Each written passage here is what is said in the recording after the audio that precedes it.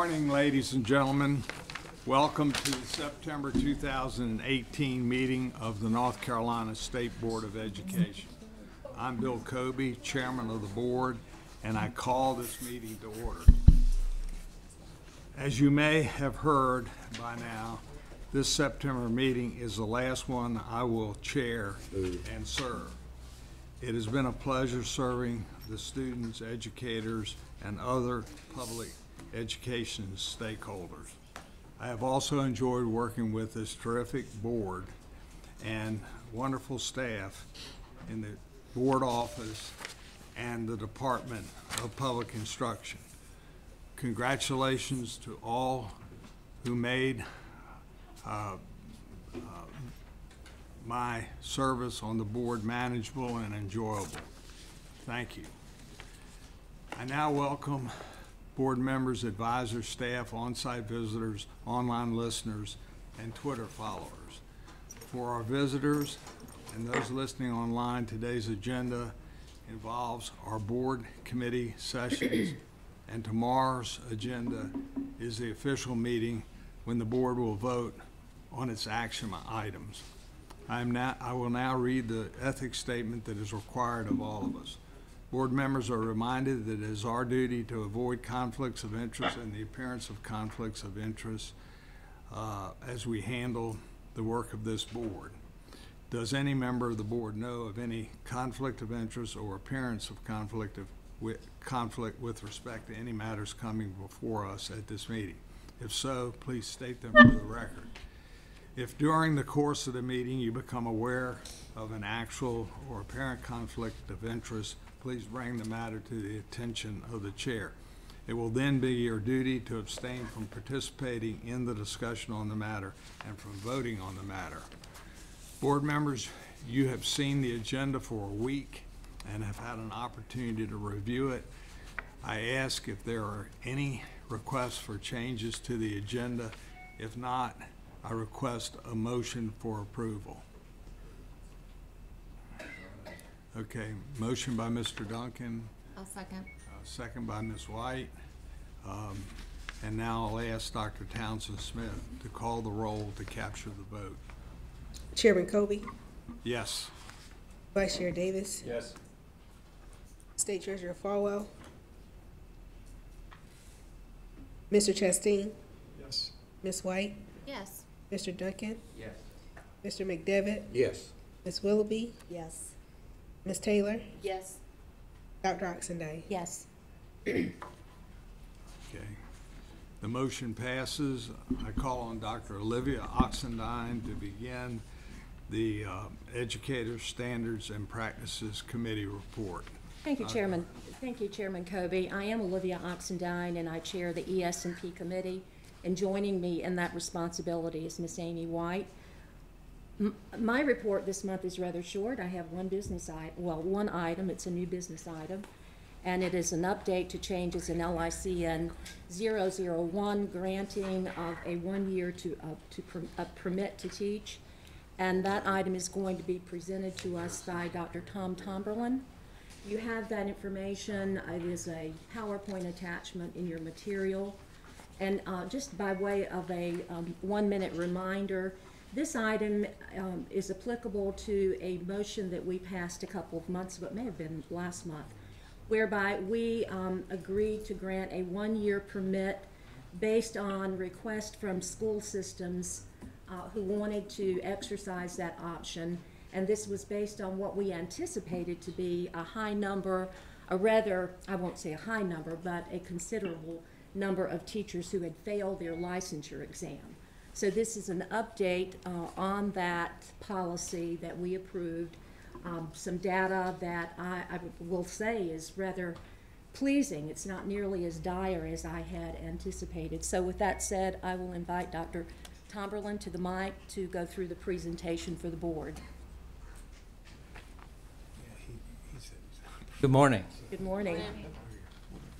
So, as you recall, last month the board passed a policy that would allow teachers whose license were set to expire on June 30th, 2018 due to failure to pass or attempt their licensure exam the board allowed a permit to teach to be issued for these teachers for the 18-19 school year. This is a one-year permit, and should the teacher pass the requirements for a continuing license, we would reinstate them to an initial license. And so what I would like to present to you today are the results from the request from districts to identify those teachers who have not passed the test and whom the district deems effective, and let you know those numbers that have come in and what the situation is. Just to recap the target population here, these are teachers whose licenses have an expiration date of June 30th that are initially licensed teacher, and we do not have a passing score on the required exam. So those teachers that are in their third year of an initial license. In addition to that, we have lateral entry completers whose license is set to expire June 30th, 2018, who have also not passed the test. Add to that, ed prep completers who are in their second year of teaching, so they actually have a license expiration date of June 30th, 2019, but because they did not meet the statutory condition of passing the test by the end of the second year, the license would effectively expire June 30th, 2018. And finally, educator prep completers with an IPL whose licenses expire June 30th, 2020, who did not attempt the test in the first year of teaching.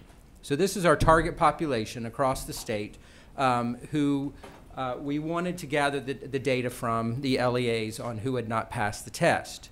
So we issued these the request to the LEAs on August 1st. As of last Friday, I took any requests that were still coming in. So this is over a month this request has been out. 50 of the 115 LEAs have reported on the request to teach request.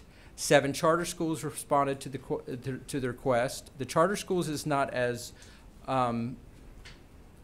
dire a situation because charter school employees can teach without a license. They must maintain 50-50 licensed, non-licensed, but they can manipulate things a little easier than the LEAs can.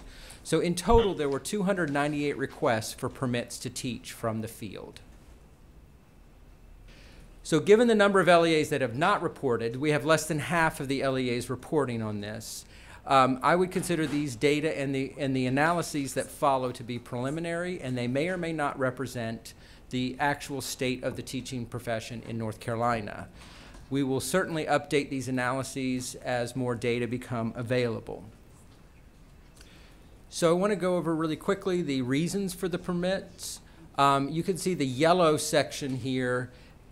We had 84 teachers, or 28% of the request, come due to the fact that the teacher did not attempt the test in the first year.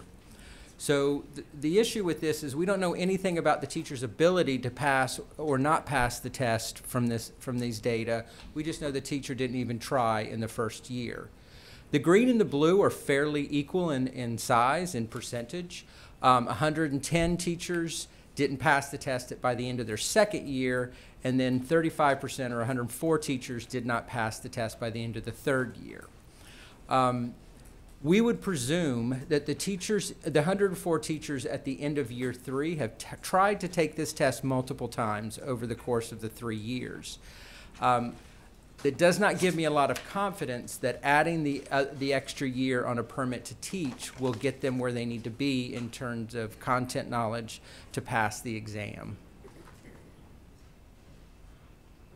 So I looked at these requests by the school's student population.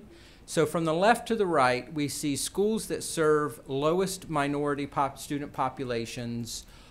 To the right, those schools that serve the highest minority populations. As you can see, about 3/4 of these requests to teach are coming from schools that serve the highest minority populations in the state.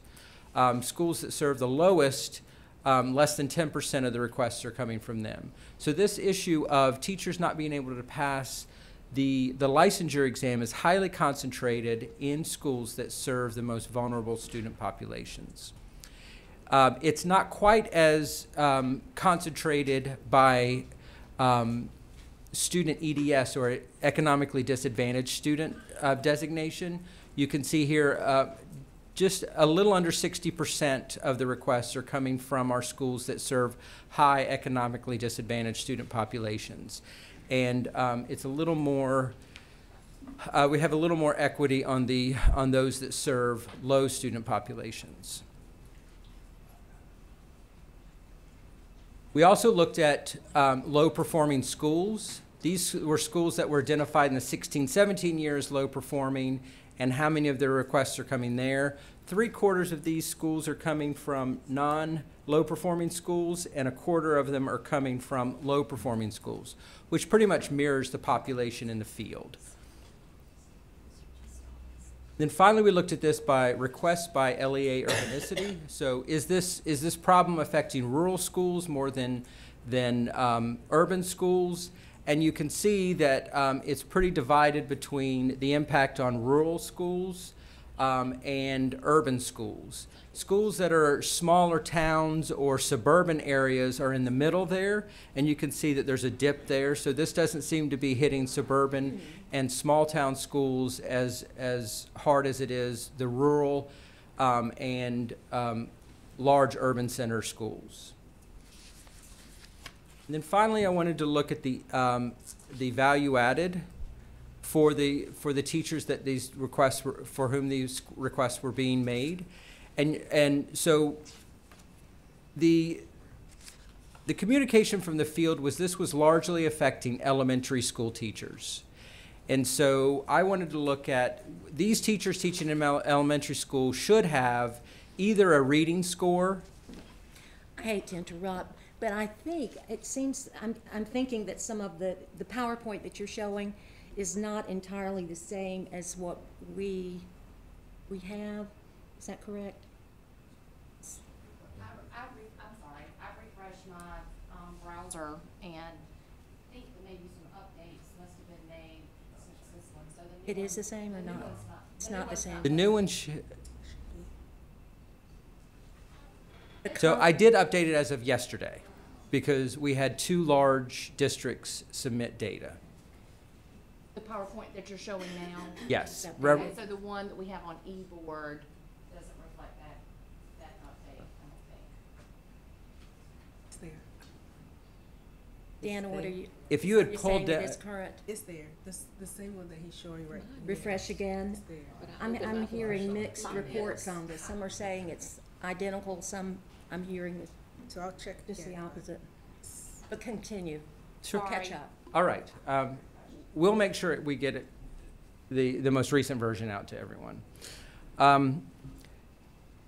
When we look at this by growth, so the field indicated that this was largely a problem with our elementary school teachers. So all these elementary school teachers should have one of 3 EVAS ratings. They should have a reading score, a math score, or a K2 literacy score. And when I looked at the value added for these teachers, what I found was of the 298, only 89 of them had a value added score. So of course that leads me to wonder, who are the other teachers that we're requesting for if these are not predominantly elementary school teachers? But first, looking at the value added of these folks, they don't seem heavily skewed. Most of them are meeting expected growth, which is good. There's relatively few of them that are not meeting growth, and even fewer of them that are exceeding growth. What I do want to point out from this slide is that the value added I get on reading is much higher than I get on math.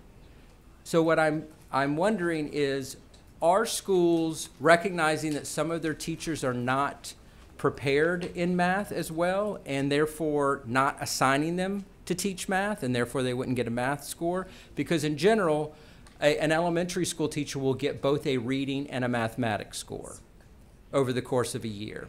And so we may see a reflection. This may be a preparation issue as well as a licensing issue. If these teachers are not prepared to teach mathematics, maybe the schools are responding in such a way and departmentalizing rather than having these elementary school teachers teach all subjects. So when I looked into the data, and I don't have a display here because this was at 8 o'clock this morning that I looked at these other, I wanted to find out what these other teachers, who these other teachers were that were in the list. And there are some high school teachers in various subjects, but the majority of the teachers, I have 118 teachers who have an elementary license but have no value-added score, which is, again, curious to me because what are these teachers teaching that we're requesting these licenses for? What role are they playing in the LEA? I cannot speak to that because I mean, this is a local thing that we would have to search for. And then there's an additional 30 teachers in the mix who are requesting an elementary, an exceptional children's general curriculum license, which it is understandable that they wouldn't necessarily have value added. So in total, it does look like the majority of these teachers are elementary school teachers, but the majority of those are not teaching a regular classroom assignment. And so it's interesting as to what it is that the roles that these teachers are playing in the schools. Clearly they are important roles because the districts are asking that their license be reinstated, but we just don't have insight into what it is, what function they're playing in the schools.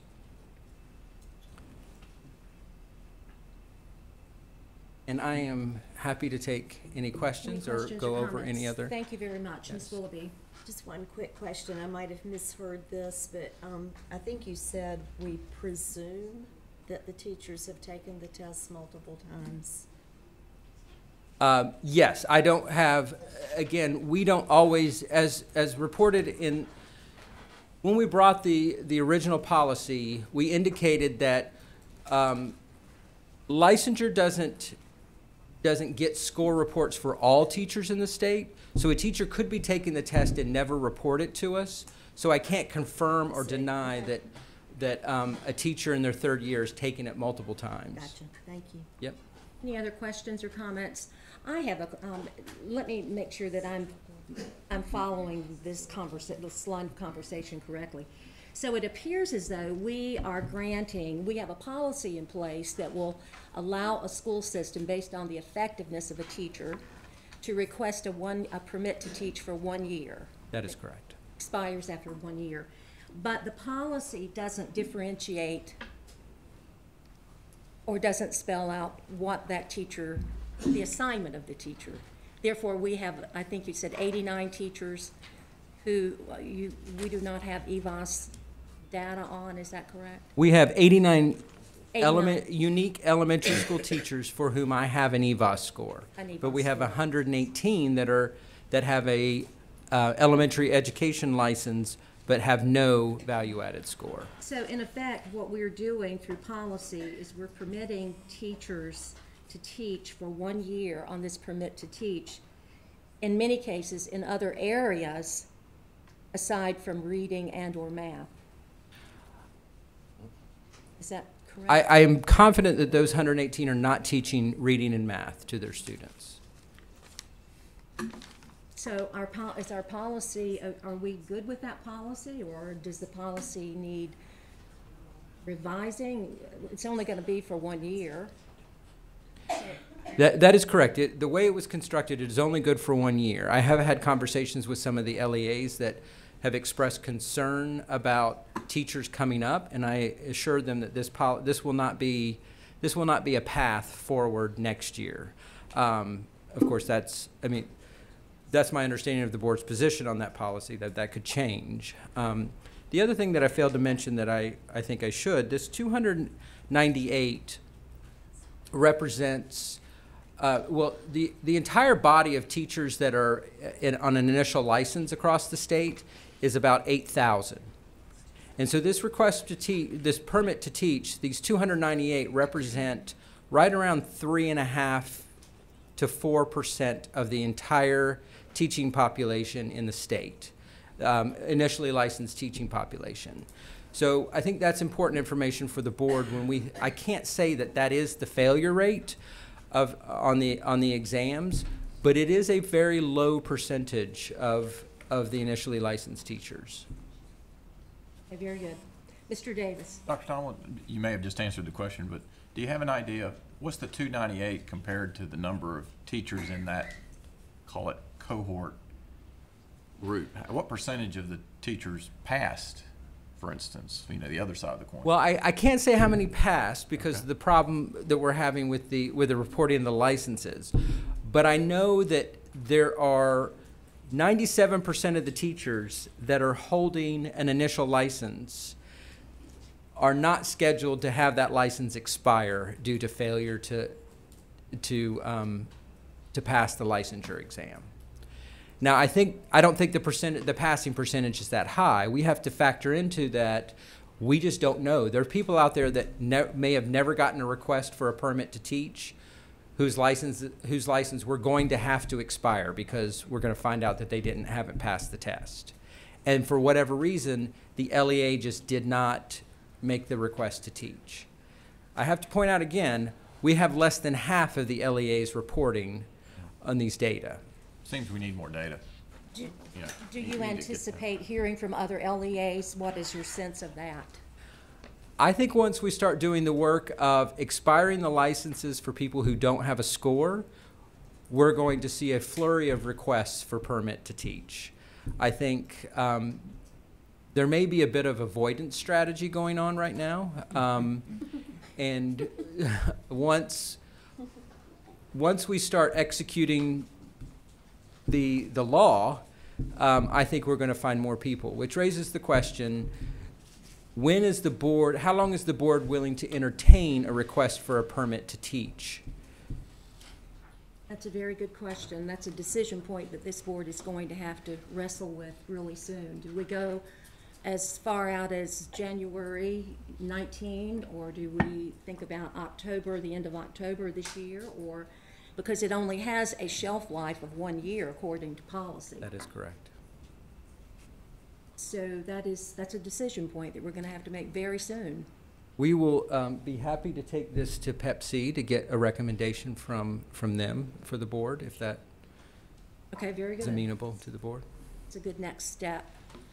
Other questions or comments? If not, thank you, Dr. Tomberlin. And that concludes my report. Okay, well, thank you, Dr. Oxendine. We now move to the Business Operations Committee, and I call on the chairman, Mr. Greg Alcorn. Thank you, Mr. Chairman. This is Greg Alcorn, the committee chairperson of Biz Ops Committee, along with Chad Chasteen as vice chair. Have two actions on first read, Mr. Chairman.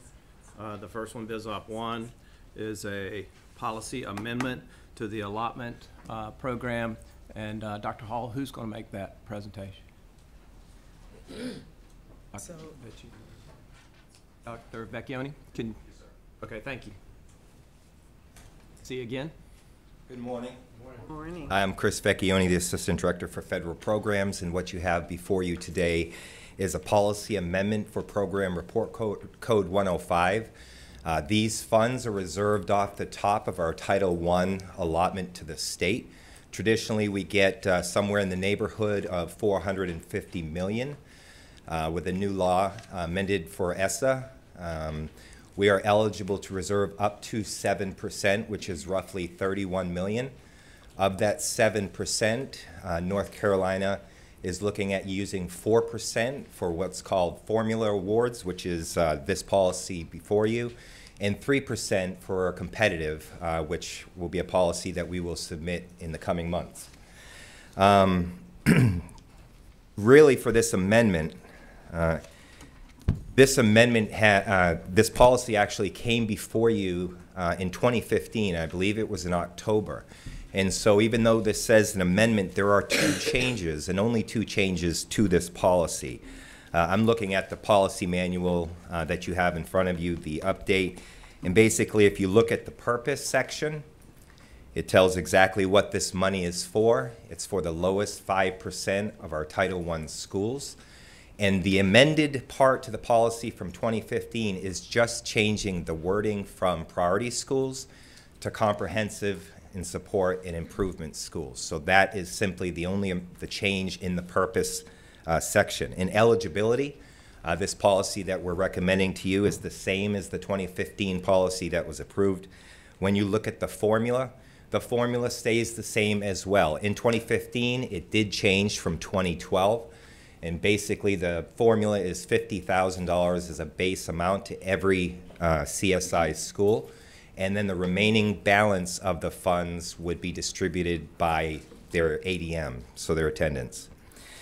The only other change as far as an amendment is in 2015, the ISD was not established. So that is the second change inside this policy. So first change is the name from priority schools to comprehensive support and improvement, which is a requirement, and then adding the innovative school district in part of the formula. We do request action on first reading with this policy, and the reason for that is that when the CSI schools are identified, which I am thinking it will probably be in October, that we want to have this policy in place so that we can immediately allot the funds to these schools and that there's not a delay in the funds. So that's pretty much the presentation. Thank you for that explanation. Any comments or questions from our colleagues? Okay, that'll come as action on first read tomorrow. That's Biz Thank Op you. 1. Thank you.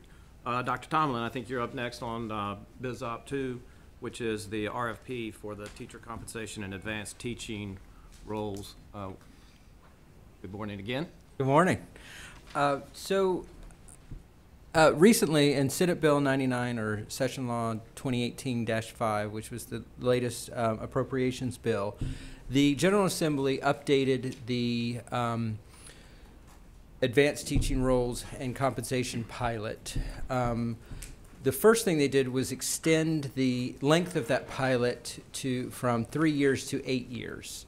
So those districts that are participating in that pilot will continue through the year 23-24. However, there was no new appropriation for no new monies to extend that pilot, and so I'm not bringing you another financial plan for those. That money's been allotted to those districts, and the expectation is they will carry on because their models are financially sustainable and they can carry on until the 23-24 school year. The other update was to open up the RFP process again and target the 4 districts with an ADM of fewer than 4,000 students to participate in this pilot. So, as you recall from the last round of the last RFP, only one small school participated. The legislature allowed for 5 of these smaller schools to participate, and only one did. So what the legislature has done is they've appropriated $200,000 in non-recurring funds and $500,000 in recurring funds for these 4 small districts to apply for an advanced teaching roles pilot. So we have brought back the RFP for you to approve. There have been some minor changes to this based on some conversations we've had with current participants and with the authors of the bill. And those changes, just briefly, are that the advanced teaching roles, the advanced teachers in these pilot programs have responsibility over the evaluation, or they participate formally in the evaluation process for the teachers they are overseeing. So the model is set up that these advanced teachers are coaching, assisting, supervising teachers, other teachers in the school, and that they actually have some kind of formal connection to the evaluation process. Now, by law, the principal has to sign the evaluation, but the principal can designate someone else to conduct the observations. And that's what the direction we would head with these districts, is encouraging them to incorporate these advanced teachers in the observation process, not in the formal evaluation process. Secondly, we reemphasized the financial stability of the model. Many of the districts that were awarded a grant the first time around did use a fair amount of grant funds to supplement these advanced teachers' salaries. And the legislature is concerned that using grant funds to supplement salary is not financially sustainable. And so what they're looking for is these grant funds to be used for the reorganization or providing organizational infrastructure to these schools and districts so that they can support this model, rather than using the grant funds to pay salary differentials that can't be supported after the life of the grant. And so those are the two changes we made, but everything else is what you approved before. And so, Mr. Alcorn, in the interest of getting this RFP out to the field, I would hope that we could maybe elevate this to action on first read so we could get the RFP out. It is currently action on first read, and Oh, for great. that reason. Great. Yeah, we changed it since our committee meeting. All right. Thank you. Questions, comments? Just a clarification, with respect to the observations, I want to make sure I heard this proposal right. Are we proposing that the principals would not do observations and only advanced teachers, or that the principals would still be doing observations, their observations, in addition to the observations by the advanced teachers? So we don't want to be prescriptive in telling a grantee that the advanced teachers have to do all the observations. And actually, there is some law related to beginning teachers that a principal has to do at least one of those beginning teacher observations. So there are some, I guess what we're shooting for is for the districts to think about that possibility and incorporate that in their plan in some way. We would not mandate that it has to be an all or nothing, but we would like to see some formal role of the advanced teachers in the process. But it would be possible for an evaluation to be done based solely on the observations of the advanced teacher, not any by the principal, even though the principal would be responsible for the performance evaluation? That is correct. Any other questions or comments? I guess I have one last one. Is that required by the law, or is that a policy? That is which required by the law? Well, I suppose it's not required. That's poorly phrased. Is that possibility set up consistent with what the legislative language was, or is there? I mean, I will say this rings a little inconsistent with what I've always believed is the responsibility of the principal with respect to observations and an appropriate way to get to a performance evaluation. So I guess that maybe the question is the law allowing this in this circumstance as we interpret how we would put it into place? So I'm going to try to walk a very fine line in speaking for the authors of this bill and my understanding of what it is they're trying to accomplish.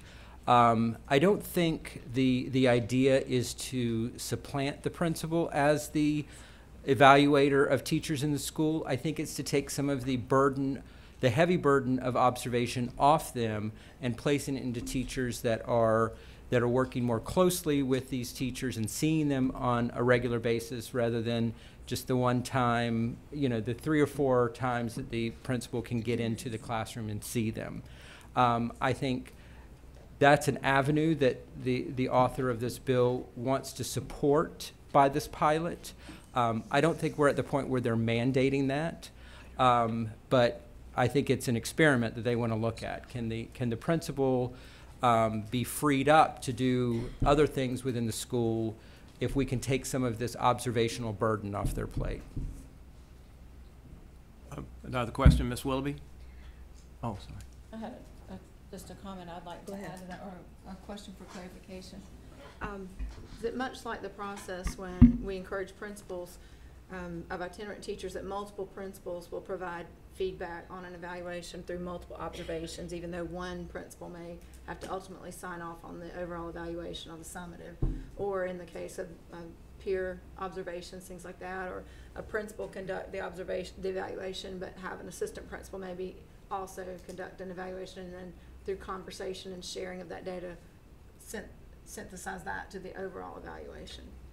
That is my understanding, that the principal still remains kind of the, I like this word, synthesizer of all the data that's going to come in, and makes the evaluation based on all the information. The statute around evaluation does allow for the observation to be conducted by the principal or the principal's designee, and it does not define any qualifications for that designee. So this is possible under current statute. The pilot is not giving any exception or waiver from current law. For those of whom that was Dr. Mason, the superintendent of the year, that asked that question, Dr. Tomlin answered. Ms. Willoughby? I do have a concern, you know, when people are being observed, there's a line between mentoring and observing. And I think that's a little bit tricky, and so it sounds like the principal wouldn't have to do any observations of that teacher. That could certainly be part of their plan that they propose. Yeah, I think it's problematic not to have the principal do at least one observation. I don't know. We'll defer to the principal down here to tell me if I'm offbeat here, but. You're right on. Mr. Wallace, just recognizing you for the people at home. Thank you. I'm sorry. Okay. A lot of times we use the teacher leaders to do what we call walkthroughs and get a data point for the evaluation or for the observation. As we know, you have 3 observations before the final evaluation is how we coin it. And it's a lot of, in regards to HR and making improvements and this and that, it's a lot of steps that once that evaluation is handed out that you have to follow up on, whether it be good or bad. So to put a teacher in that particular situation, it'll be kind of difficult, but I do welcome having the teacher, the effective teacher, to come with that data point to assist the principal or the assistant principal in making that determination. That's why I just caution on that.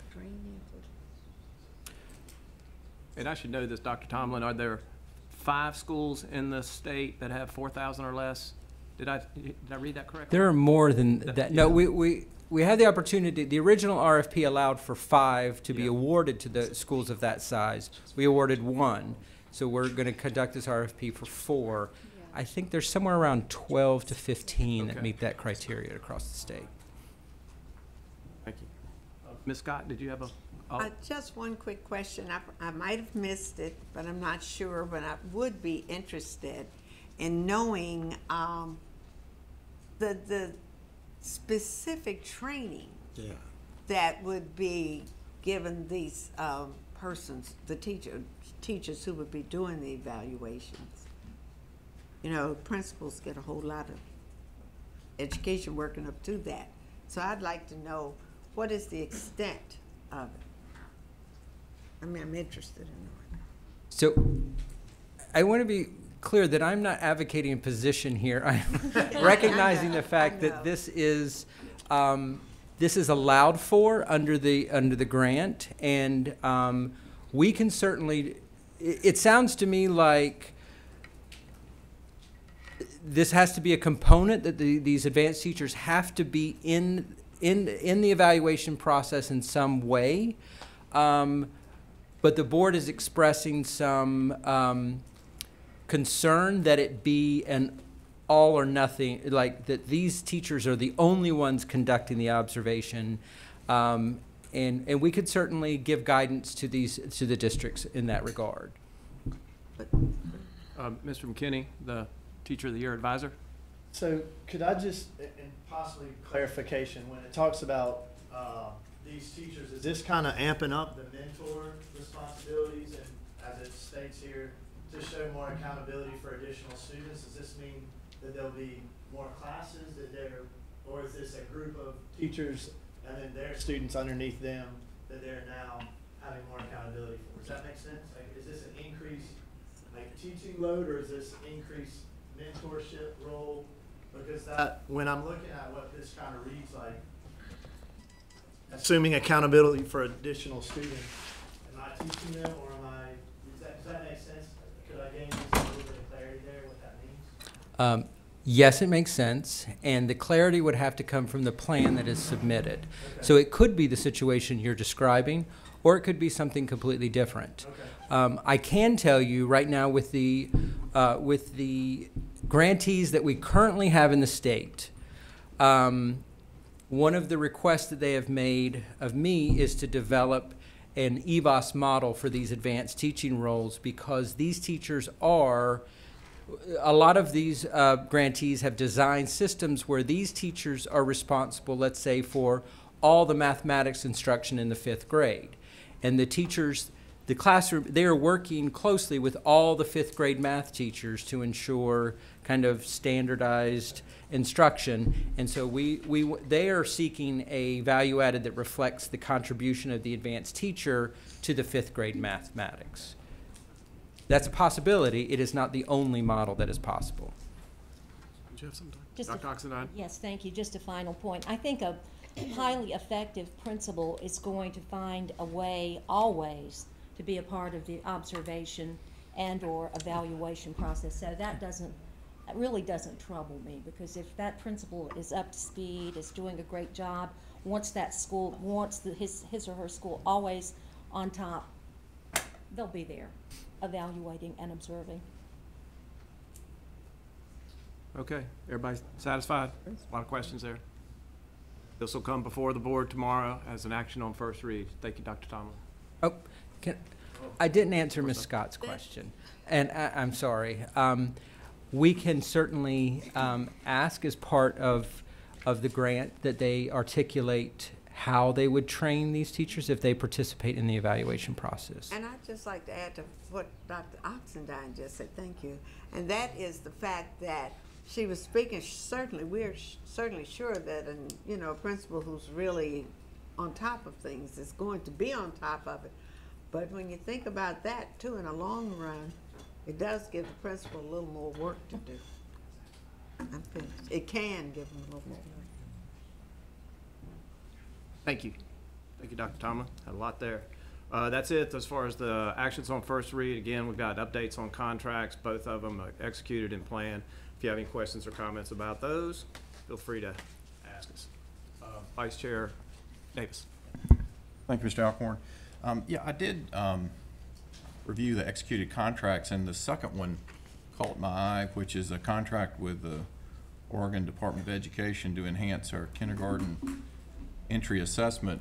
And given the last meeting where there was, some discussion about possibly repealing or at least revising that policy, I just wondered why we're continuing to spend money enhancing this, or how that fits with discussion we had last month. I see this is a third amendment to this contract.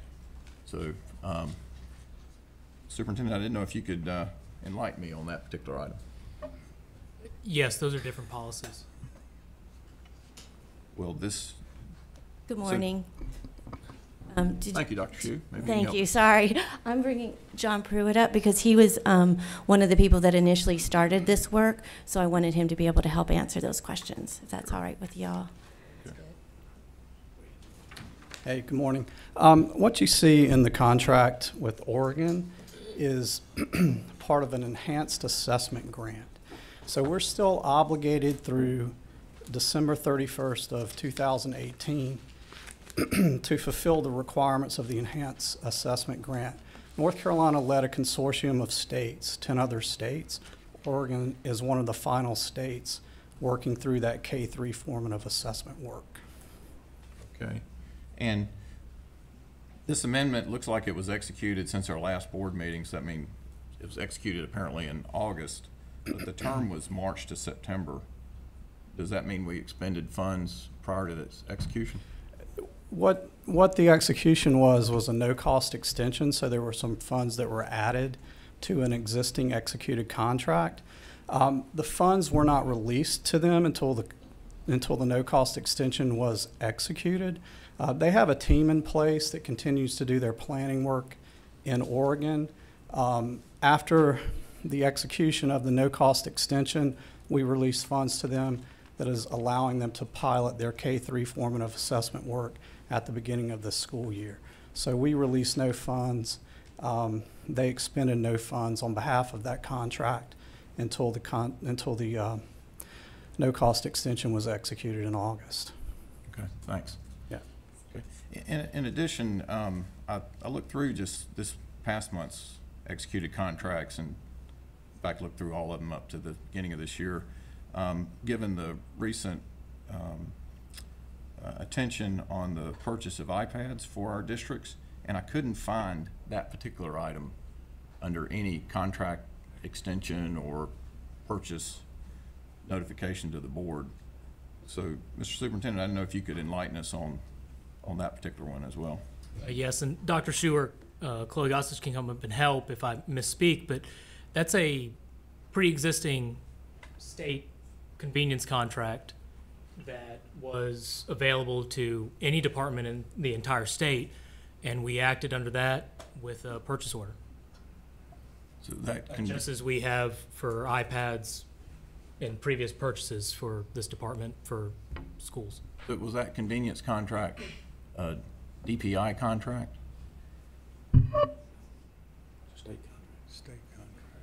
State contract. Excuse me, hi, it's Pam Shue. Yeah, that's a state contract. We worked with, what is it, DIT to find out who we could contract with, what were approved vendors, and that was one of the vendors. And when we reached out to many of our, the consultants, finding out what devices were used, we were informed with the M classes specifically that most of the devices were iPads. So that's how we went forward. Was there any reason why the board wasn't notified of this potential purchase before it was made? We consulted with our K-3 literacy experts. We had a $6 million pot of money that this board did not use in 2016. We worked with the General Assembly to carry that forward for the specific purposes of getting more devices into the classrooms, and that is what we went ahead and did, living up to the intent of the legislation that was in the state budget. And as we talk this again, for any board member, if you ever have any questions about anything, please do not hesitate to call us or email us. This purchase was announced over a month ago, so we would have been happy to answer any of these questions when that announcement came out. Please do not hesitate to pick up the phone and call me or email us with any questions you have. Yeah, I appreciate that, except that what my question is, why wasn't the board informed before the purchase was made? Not why did we not react to it once we learned about it through the media? And the reason I'm asking is we have a constitutional management oversight responsibility, and frankly, it's quite embarrassing when our constituents ask us about expenditures that we're not aware of by the department that we oversee. I believe if we look into the history of last year, there was actually a policy change that allows for this kind of purchase. I know that we went through the proper protocol with this board to have the $200 for every reading teacher allotment approved, so we can look back through and make sure we find where that policy is.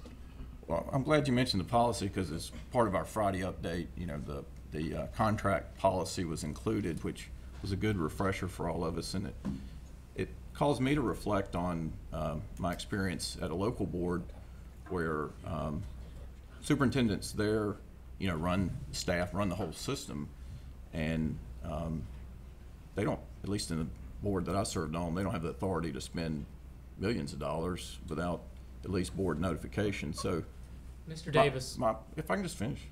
So my perspective is comparing the policy that we currently have in place to this particular item, and given well, I'll just leave it at that. That I feel a review of our policy by our BizOp committee is in order to make sure that the policy affirms the board's management oversight authority and ensures transparency and reporting to the board prior to purchases being made. And I'll just say, Mr. Davis, the department has moved on. I have moved on. We are willing to work together. If that's what it takes to work together, we can do that. Let's talk about these issues. Let's not have a back and forth at board meetings anymore.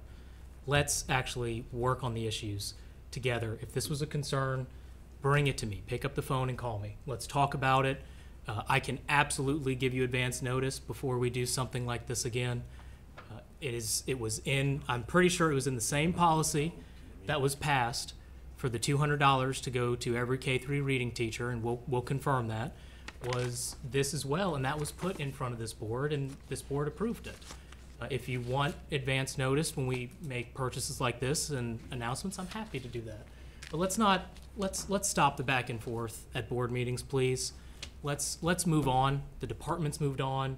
I've moved on. We're getting a lot of great things done. We are happy to work with you on those things that we're accomplishing. Other questions, comments? Mr. McDevitt?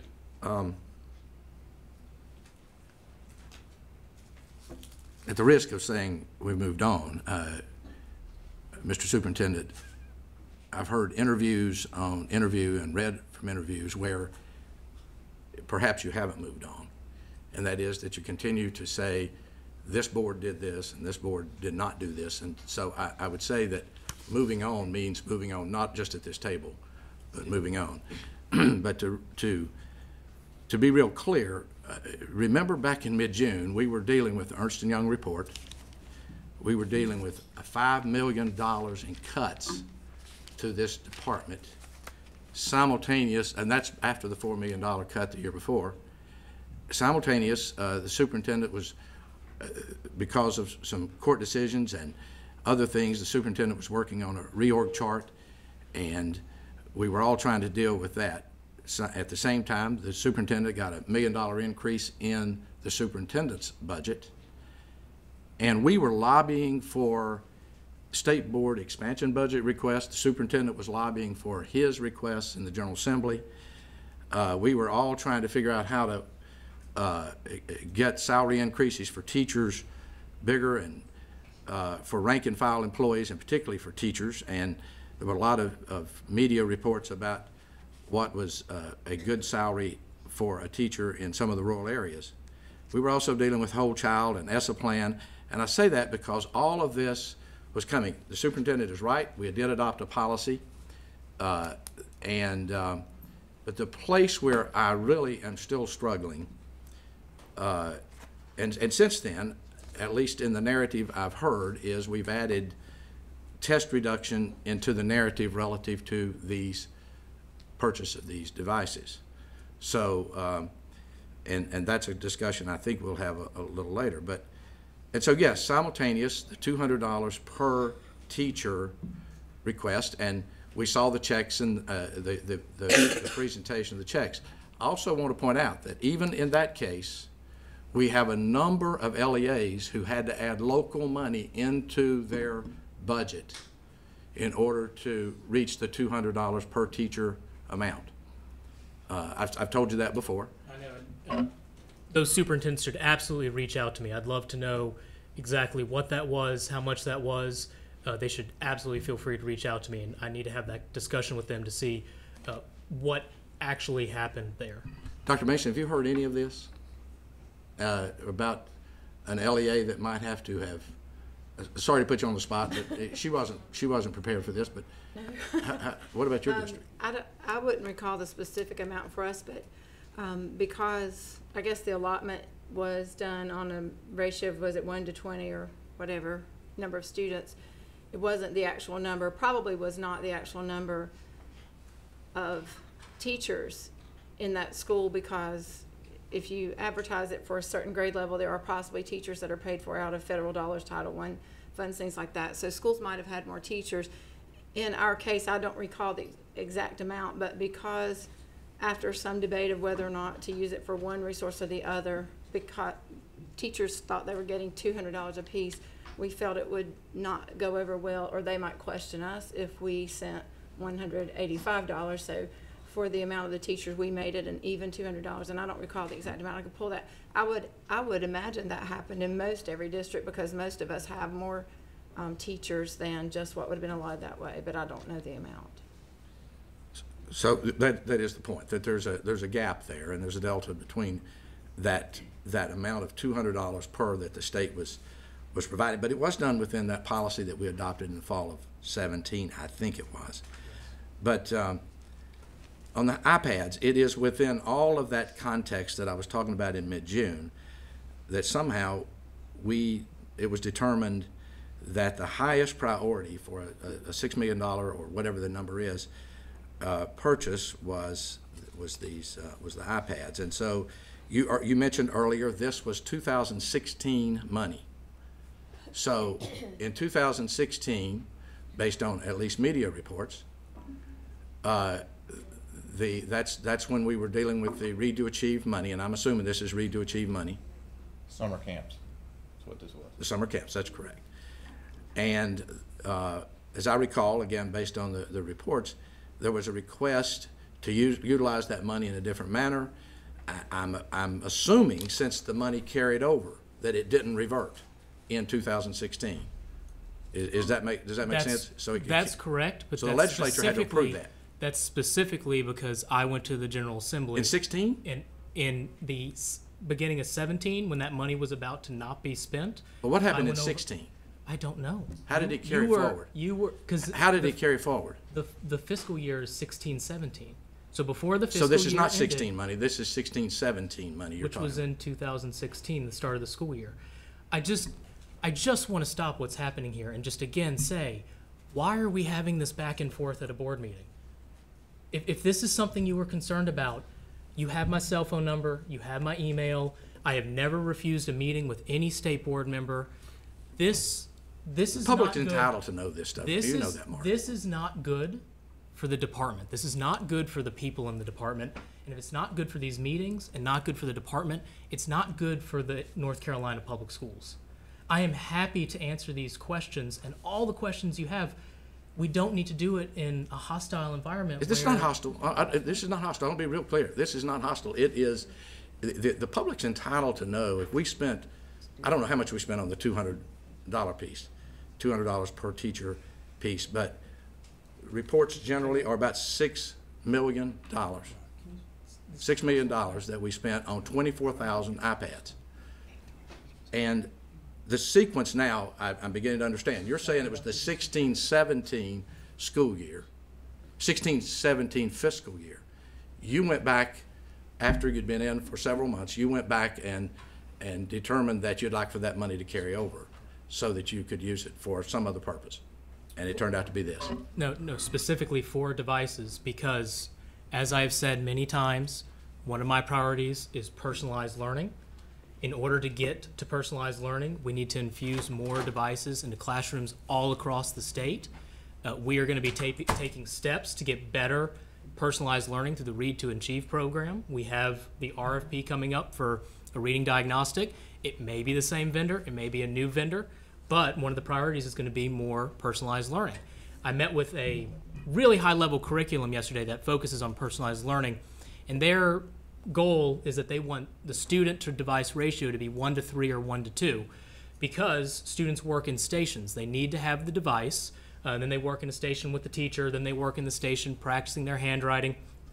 Personalized learning is absolutely where education is going, and what we were able to do when we saw that this money was going to revert, because under the previous leadership it was just not going to be spent for classrooms, we made sure that we went to that General Assembly and said, please let that carry forward so that we can buy devices and get those devices out across the entire state. Let me make sure I'm understanding. When you say previous administration left the office in January. No, I mean the State Board of Education, the previous leadership, the State Board of Education. He's been chair for 5.5 years. Yes, 2016, 2017, the State Board of Education had a lawsuit to make sure they were still in charge of this department. Under their leadership, for that year, that money was going to go back and revert to the state fund. 16-17. Yes, and then we made sure in 17-18 that wouldn't happen again, which is why we got $200 out to every reading teacher. It's why we launched the Wolfpack Works reading professional development resource for teachers.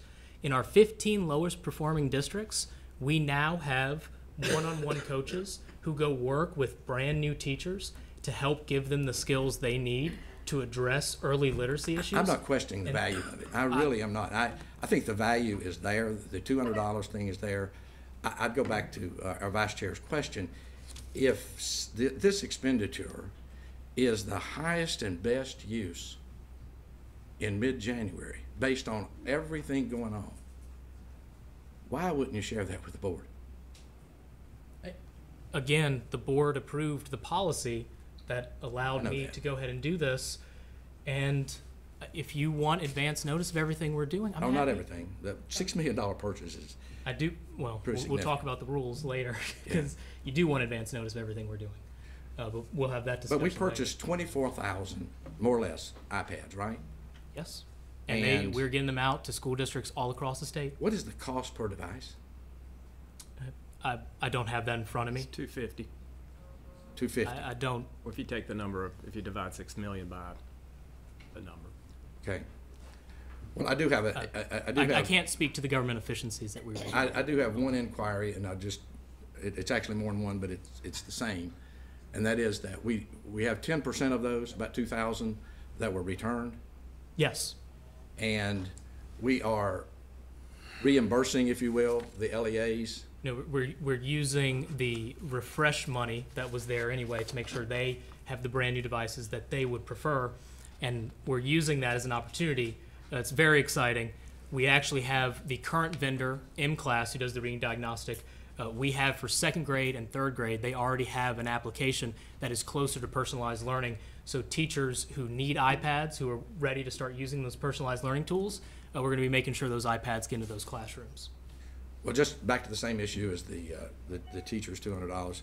I have at least two, and I'll send them your way, that have said that there is a delta between the amount of the costs for the state and the amount that they're getting from the refresh money. Yes, So- please. They have not reached out to me. I would love to hear from them. And final on this, I assume this is an inventory. Who's doing fixed assets on this? Everything is on the up and up. We have them safely and securely stored. They are all Now, I'm not talking labeled. about the return ones. I'm talking about the ones that are out there. They become the local school district's iPads. We're making sure that we're getting money out of Raleigh into classrooms. Okay. Okay, this, my committee, so, do you have anything? No, just the fixed assets is an important thing, because ownership, I mean, you raised the issue last month with your APSEED that they do fall apart. You've got to have, and you're just going to have some there. So yes, Yes, making sure they're on fixed assets. districts, And I'm assuming the kindergarten- locals know this. Kindergarten through 3rd grade teachers have been using iPads for years now with the Read to Achieve program. Right. This is not something new and unfamiliar. This is an opportunity to get more iPads into those kindergarten through 3rd grade classrooms so that we can move to personalized learning. Yeah. Well, again, Mr. Chair, I just would say this is, back to this earlier comment, this is truly not about hostility. And you and I have had a lot of conversations and very frank and not in a hostile thing. That's not what this is about. This is about this buzz that needs to have transparency out there, and the discussion does need to be at this table so that people can feel comfortable that it is. Appreciate your answers. Yeah. Okay, well, from a BizOps committee standpoint, we will reflect on our process and make sure that we ask the right questions and have the right information as far as purchases are concerned. And we will take the action item from Mr. Davis as far as looking at contract rules and bring those back in October. Somebody will. Okay. And that concludes our committee report. Okay, thanks, Mr. Alcorn. We'll now move to the Special Committee on NCDPI Transformation. I recognize the chair of that committee, Mr. Eric Davis. Thank you, Mr. Chair. Along with my colleague, Mr. Alcorn, we chair the DPI Transformation Committee. We have one item of action, which is the set of rules that was presented to the board last month. Dr. Townsend Smith, can you put the PowerPoint up?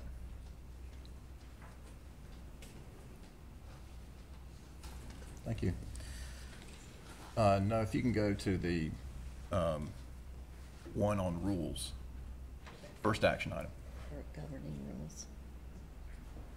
dated August 1st.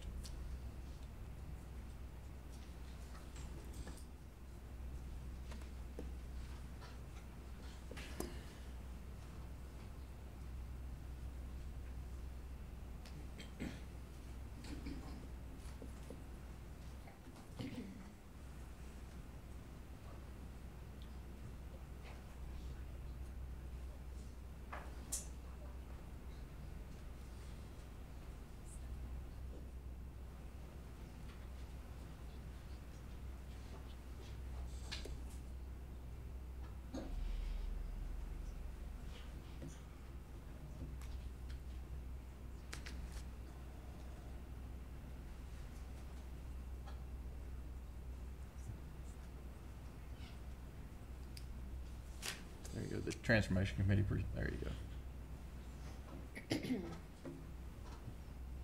Okay, so thank you. So in terms of moving on, this is our current environment as directed by the courts. So if you go to slide 2.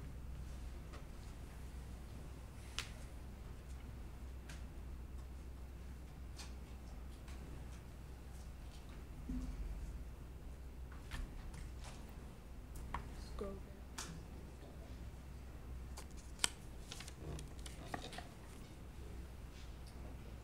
This was a cash. Which one is this? It's that very first. So these were our previous policies that were repealed by state law. And if you can go to slide 3.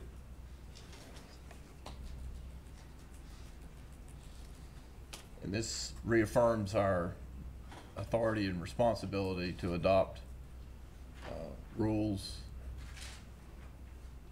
and policies to manage the public school system, consistent with managing the relationship, the mechanics of the relationship with the superintendent. And so last month we had 5 draft rules. These are those draft rules that each of them in detail are presented on eBoard. And we received feedback on those, considered all the feedback, including from the superintendent, and made revisions, which are then indicated in yellow or struck through on the appropriate rule. So the first rule is a reservation of authority. You can go to the next slide, please. Fairly straightforward and simple, that we state that we reserve our authority as granted by the Constitution. The next slide covers governing rules and regulations and what our responsibilities are derived from. The next slide is the state board responsibilities, again in summary form. The next rule are superintendent duties related to licensure, which essentially reestablishes the responsibility of the superintendent to execute the licensure rules, laws, and policies. And then the next deals with the DPI organization structure, which affirms the superintendent's authority in determining the organizational structure and requests certain items from him so that the board can understand the organization structure of the department. And then the last is designation of rules, regulation. Any questions on these items? I do have a question. Dr. Oxendine. And this really goes back to our previous discussion about the point that you made about coming to the board, superintendent coming to the board regarding expenditures through contracts. So if we could go, I'm trying to find where that would fit on one of these frames. It's not covered in one of these. That's why in the previous agenda item I suggested that the BizOp committee should reflect on our policies for that particular item. Right. Because it's not part of the current rules that are in front of us. So then are you suggesting that we add a rule? That the board consider that, yes. And reviewing our current policies concerning contracts and expenditures and determine whether they're sufficient.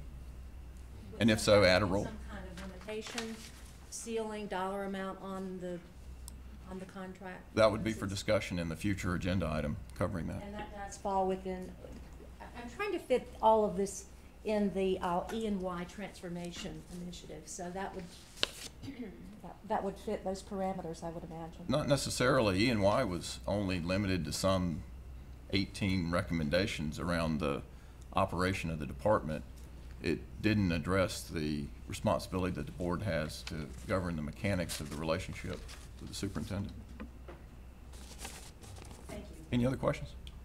Mr. Vice Chair, is it correct that we are under a time limitation sometime in the spring relative to the court order to change these rules? Is that we have until the spring to help me with that area? Follow on, Mr. Snyder.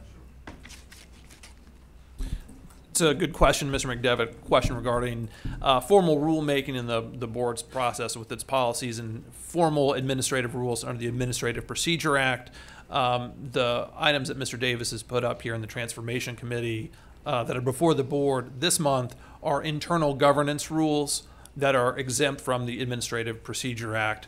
You're referring to those policies that this board decides that it would like to pursue in the North Carolina Administrative Code, and there are some tight deadlines to move those things forward this spring and get them published with the Rules Review Commission out for public comment and the like. Thank you. Any other questions on this item? One question. Chastain. Mr. Davis, on the DPI organizational structure, number 4 mentions that leadership supervisory positions that are deemed to be essential should be clearly identified. I was trying to, we may have discussed this last month, but I was just trying to remember why it's critical to list who's essential, who's not essential. Sure, there's, I think of a number of reasons. One is to understand who the key leaders are in the department that are responsible for carrying out the policies that the board enacts and implements through the superintendent. So it's important for us to know who those leaders are. Another reason would also be in cases where there is a situation that sort of threatens the ability of the department to continue to function. I can think of a natural disaster as kind of a similar approach. Then it's important to know who are those essential personnel that we need in those key positions to keep the department operating effectively in situations like that. So those are 2 that I can think of off the top of my head. Related to that question, if I may, is the term essential, one would assume, if my logic is sometimes works correctly, sometimes it doesn't. If we have groups of people called essential, labeled essential, or called essential in HR policy, then are we to assume they're non-essentials? Or is that is that semantics? So in any organization, there are some positions that have greater responsibility for leadership and supervisory duties than others. We're simply asking the superintendent to let us know who those leaders are that he's dependent on to implement the policies we enact. Ms. Willoughby. And I think in state government, I know when I was employed in state government, there is a designation of essential, as you suggested, in times of natural disasters or weather-related, or I think back, Mr. McDevitt, to our first few months on this board was 9/11. We were at a place with the then state superintendent, and it was important for him to have a plan in place and know who the essential employees were who needed to come, not knowing what all the other unknowns were that particular day. That's a worst case scenario, but I think in state government, I just recall that there's a designation of that. It may be the word essential, that's what I recall. I recall essential, I haven't looked at this since I had dark hair, so I don't remember. But I do know 20 years ago and beyond, there was, and it was primarily, I think, focused on emergencies declared by the governor, and it did have to do with key personnel who were key to making sure that state government continued to run. And that term was, the term at that time was essential personnel. I don't know that that's, I'm not part of this discussion until this moment, but I'm not sure that that's a different, it could be a different thing, but that piece is there. It may be that Claire knows if that's continued to be a part, because that's not just this department.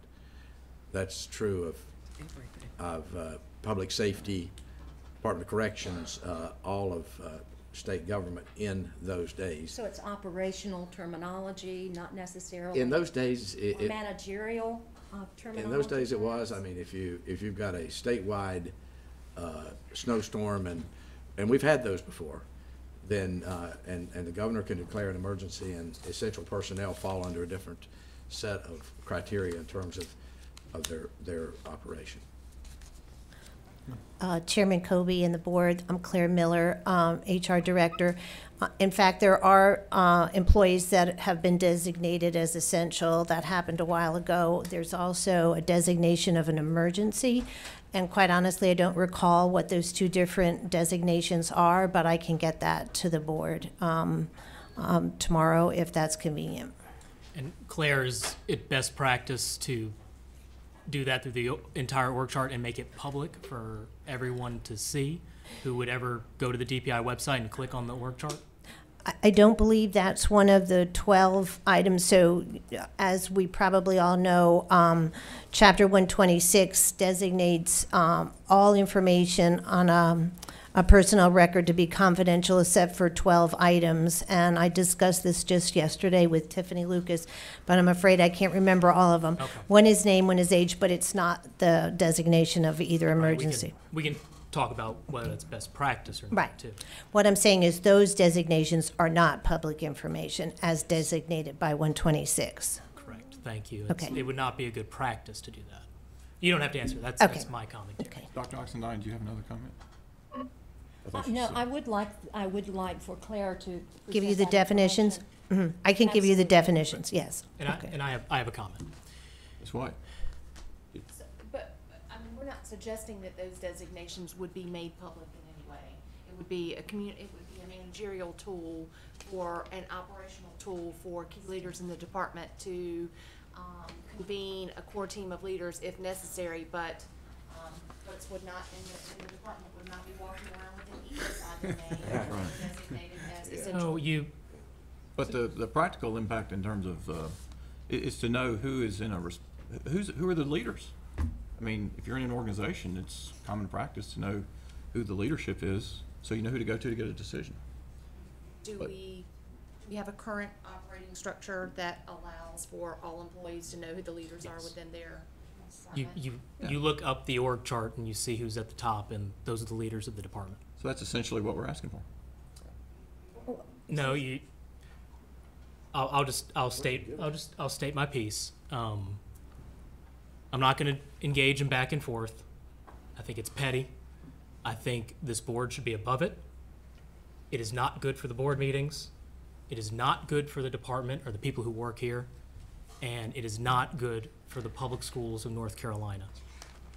We went through the lawsuit. It took 1.5 years, and people are ready for us to show leadership and move on. People are ready for their leaders to work together. I am ready to work together with you under the new confines after the court case. The department has moved on. I have moved on. I shared my concerns with you about these rules. Most were not addressed, but I'm not going to get into the back and forth of the ones that are me versus you. My concern with this particular rule that you're talking about right now is for the department.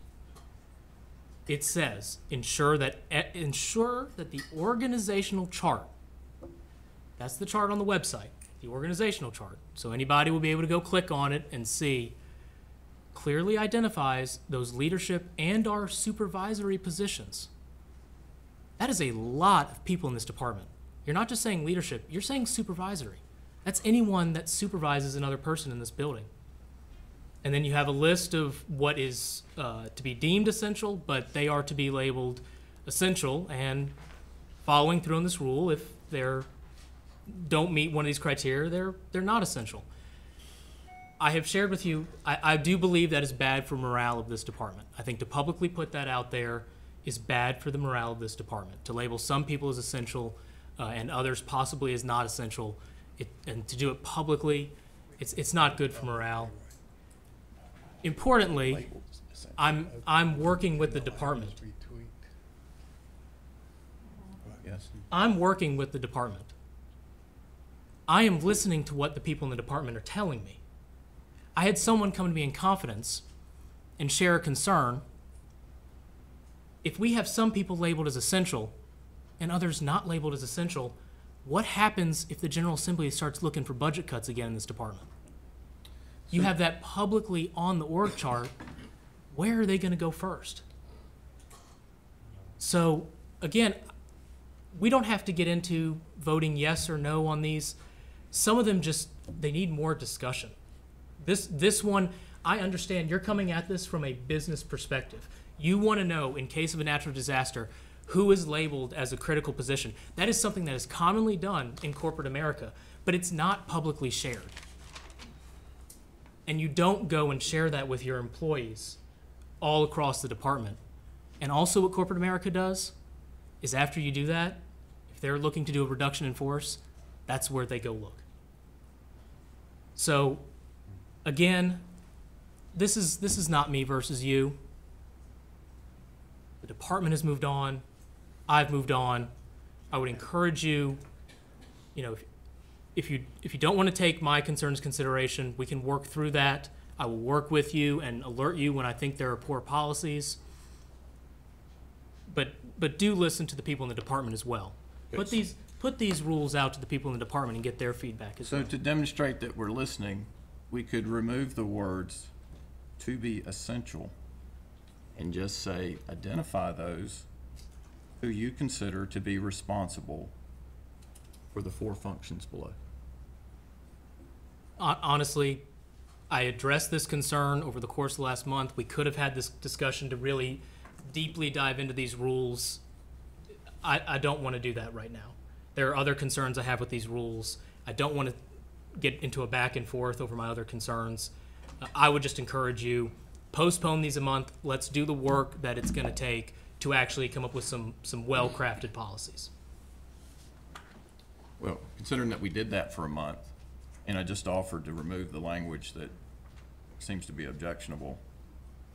Mr. Davis, I am not going to get into a back and forth with you at this board meeting anymore. I am past that. We are so focused on the work that we are doing to build out the regional model, to reduce testing. Yesterday, we had a major school safety announcement. We are so focused on getting money out to districts for more school safety initiatives. We are not going to sit here and dive into each one of these rules where I've already made you aware of my concerns. Okay, then So we'll move forward. We'll move forward. You can On you to can the move forward. next discussion item. Dr. Townsend Smith, if you could get that one up. Mr. Davis? Yes. From a committee standpoint, Transportation Committee, do we need to come with a motion and a second with that amendment that you just made to the rule? Yeah, I think that would be appropriate, wouldn't it, Mr. Kerr?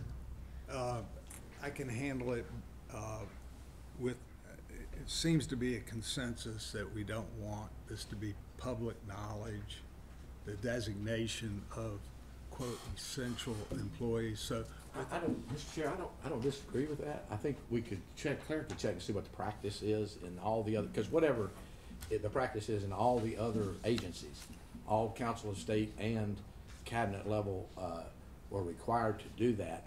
Public, I'm not sure what that means, but just whatever the practice is, I do know this, the individuals who were designated, who knew that when they woke up and there was an emergency in the state, they knew that they were essential, and they knew that, if I'm the captain of the highway patrol in this region, I know I have to, show up. I would encourage that, as opposed to trying to fix this through any motion tomorrow, you just slow down. You still play a very important role in the supervision of North Carolina's public schools. You still are ultimately the State Board of Education for all of North Carolina. Take the time to draft well-crafted policies. Take into account the people of this department, how that will affect those people. Don't make this about me versus you.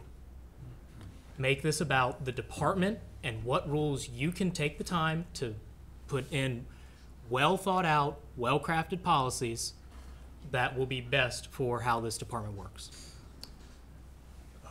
Mr. Chair? Yeah, I think there's been time for input, and without objection, if your committee would tweak the language that is consistent with the discussion between now and tomorrow. But I don't, Mr. Superintendent, agree with you that we stop the process. We can always amend rules and policies going forward, but there's no need to stop the process right now. I understand where you stay on this. Mr. Chastain? Mr. Davis, would it be a problem, since we're looking at some other rules today and tomorrow, that would be voted on next month to cover all of them, both of them, and vote on both sets of rules in early October? I mean, is it going to be a major issue to wait another 30 days on these, or? Well, by the same argument, as the chair mentioned, we can amend rules, in future months.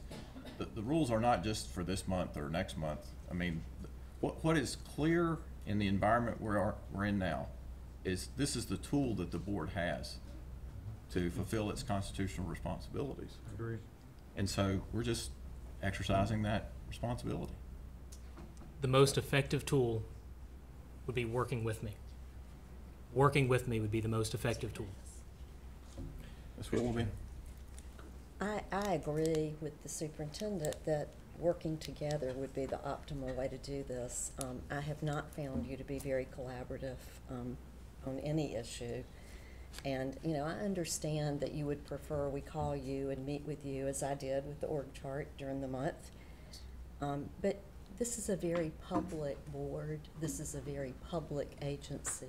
Public schools are amazingly important in this state. The work has to be done in a public venue, and it always has been. And we've had, I've been on this board for a really long time, for, what feels like half of my life. And I can tell you, we've had disagreements on this board among board members and the superintendent and other people. And we talk about them at this table because that's how people do business.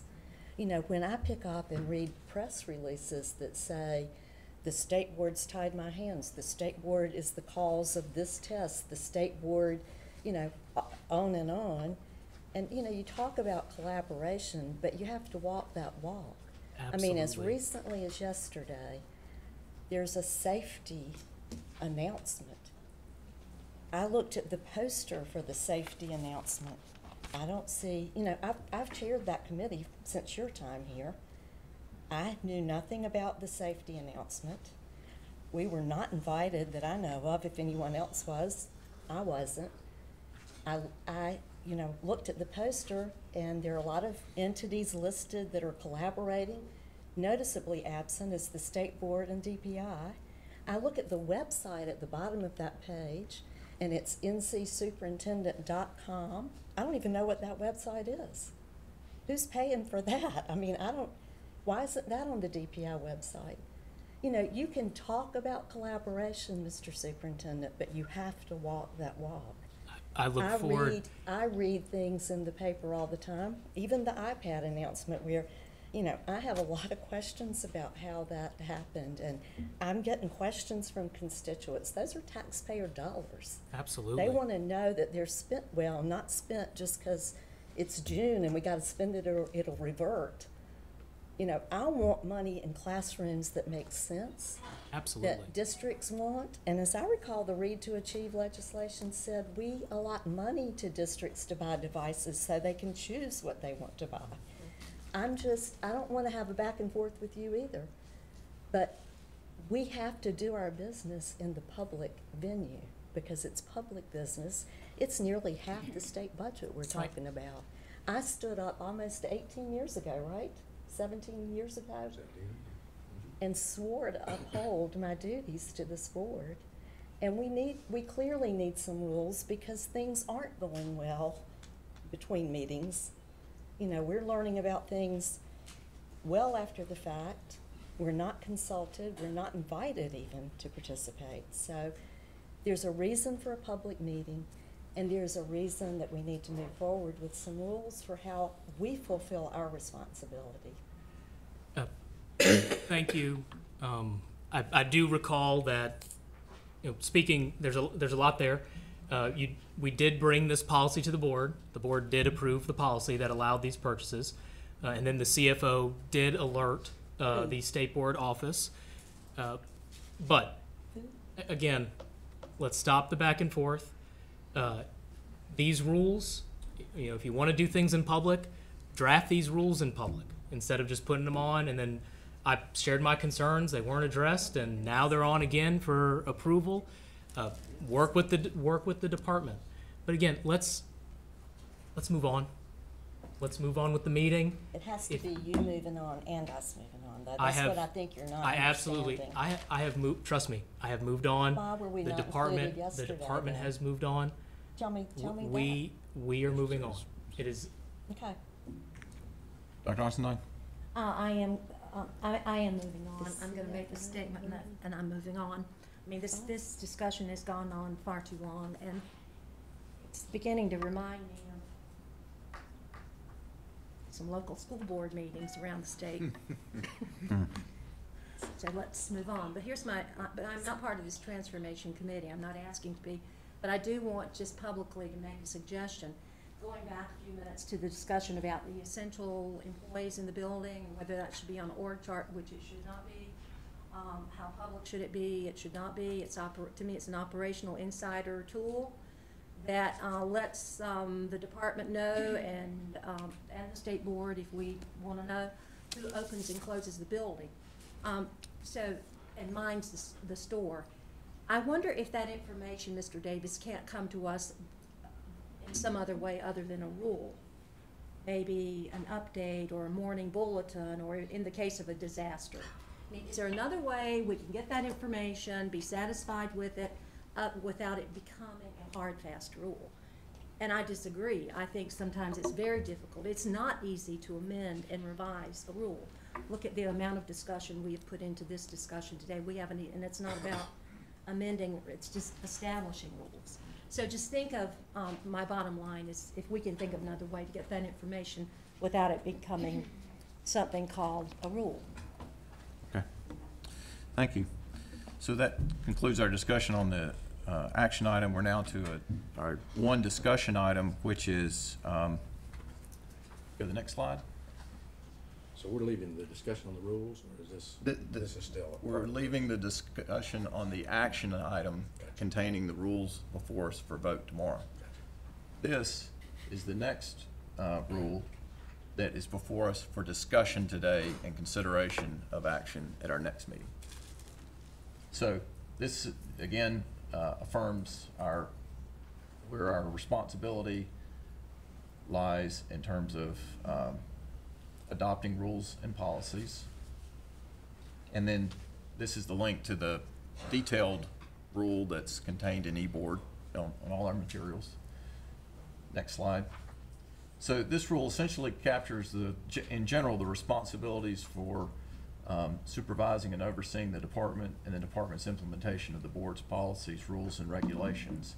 And it emphasizes collaboration, communication, and reporting as key functions around the relationship that the board and superintendent have with in these areas. So it's pretty general in nature.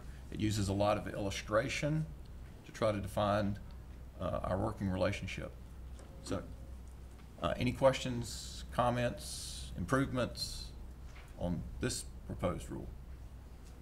Yes, and I'll just keep it brief, but again, I would encourage you when you're drafting these rules to work with the department and the people in this department who will live with them. I need to find, I briefly read through this and was struck by number 5, that you need to be informed and provide advance notice. I think we can definitely work something out around there. The department, the entire department shall provide the board advance copies of all official communications issued by the superintendent or the department. By way of illustration, memorandums, video messages, newsletters, updates, guidance, flyers, press releases, bulletins, promotional videos, planned speeches, or remarks at official events. So, taken to what you have written, you are asking this entire department to give advance notice, advance copies of the numerous emails that come out from this department that we don't even actually work through communications to get advance copies. These are coming from different division leaders in the department, send out to people who have interest in these practices across the state. But what is really a bureaucratic hurdle is the planned speeches or remarks at events. The entire department, anyone in this department who is going to go speak to a room full of teachers having to give the state board advance copy of planned remarks, I mean, that goes all the way down into, the K-3 literacy consultants of this department going and speaking to a classroom full of teachers. Before they do that, they're going to have to add the step to give advance notice and a copy of remarks to this state board. And good, I'm glad this one's not up for vote. I think you see it is important to work with the department when you're drafting these rules. Yeah, thanks for the feedback. You raise a great point, and I can see some modifications are in order. Mr. Superintendent, who would you like for us to work with in the department on these rules? Me. Okay, well, that's why we have a transformation committee meeting. I mean, that's where we discuss these, right, Mr. Alcorn? No, pick up the phone and call me. If you, I went to the first one where you're getting me into the back and forth. We're not going to do it. I came to the first transformation committee meeting. I told you my concerns with the rules. You told me we'll take that in consideration. Mr. Superintendent, I'm trying to figure out what's current, and you went to that meeting, and I appreciate that. But I have this email, and I'm not involved in those on a day-to-day basis. Thank goodness. The state board wants to be, though. That's what I have an email. Says. Well, we got to depend on those who are going to be actively. But we have an email from you, and I took this to mean what it said, although I must say there's some factual, pretty significant errors in this email about some of the salaries of some of the former employees. McDevitt, Here's your comment on the rules. Can we please Mr. save Chair, this for I have closed the floor. session? I have the floor, Mr. Chair. Not a hostile environment. It says here that I hope that for your suggested new rules, I hope I have no problem with any good policy. And then it says, as long as it doesn't mess with my authority, with any authority granted to the superintendent. If you have the email, please read it word for word. Don't Beyond that, if a paraphrase policy conflicts with any authority granted to the superintendent, yes, that's the objection. So the primary thing was that, and I'm trying to figure out how you have this discussion when it's going to be you, and you're not going to go to these committee meetings, which I'm not part of. I went to the committee meeting. Well, I hear that. Okay, I'm hearing two different things at this table. Yes, everyone in this room is hearing two different things in this table. And I'm just telling you, let's please stop the back and forth and let's move on. Any other comments or suggestions for this particular discussion item? We welcome any feedback from any board member, superintendent, any staff member on these on this rule. Okay. So we'll move to our new business item. There are two new business items. The first deals with the recommendation number 6 from the EY report, the regional support structure, and I'll turn to the superintendent for this item. Dr. Peachburn, please come on. Good morning to our state board members, our advisors, and to all those assembled. Again, it is a pleasure to stand before you and give you the monthly update on the implementation of recommendation number 6 of the Ernst & Young report, which is the regional support structure. I do have a disclosure as I enter into this presentation today. We know that we are being very intentional about this work, but certainly today's presentation is not an absolute. And I guess I will use that phrase that we are building the plane as we are flying it. So I have to be a little bit transparent about that. We know that at the end of April, 1st of May, the Ernst & Young group left us with this DPI organizational assessment. We also know that within that assessment, they left us with 18 recommendations for improvement across the agency. You will see there recommendation number 6, which states we are to redesign the regional structure to better coordinate and differentiate identified supports to our LEAs. Specifically, we are to coordinate academic supports and also develop a catalog of services and supports, and I'll talk a little bit about that more. But as part of this work, we are to include intensive support for low-performing districts and schools across the state, and more targeted support for the remaining schools and districts. So each region would have a regional case manager who oversees a regional support team who would coordinate, assess, plan, and evaluate the work in that region. So today I'm going to focus on 3 things as an update. First of all, I will give you the results of internal discussions we have had, which have been very fruitful over this last month. I will give you a status on the hiring process because we want to ensure that we are fully staffed to be able to move forward with this initiative. And finally, I will give you preliminary feedback we have received from some of our external stakeholders. I want to remind us that we are using John Cotter's work on the 8 steps of leading change to create a sense of urgency. We are very fortunate to have the Southeast Comprehensive Center. They come in and work with the Guiding Coalition monthly. Of course, they are a service provided by the U.S. Department of Education. During the month of August, they were with us on August 9th, and they'll be returning on September 20th. They are continuing to help us focus on collective impact.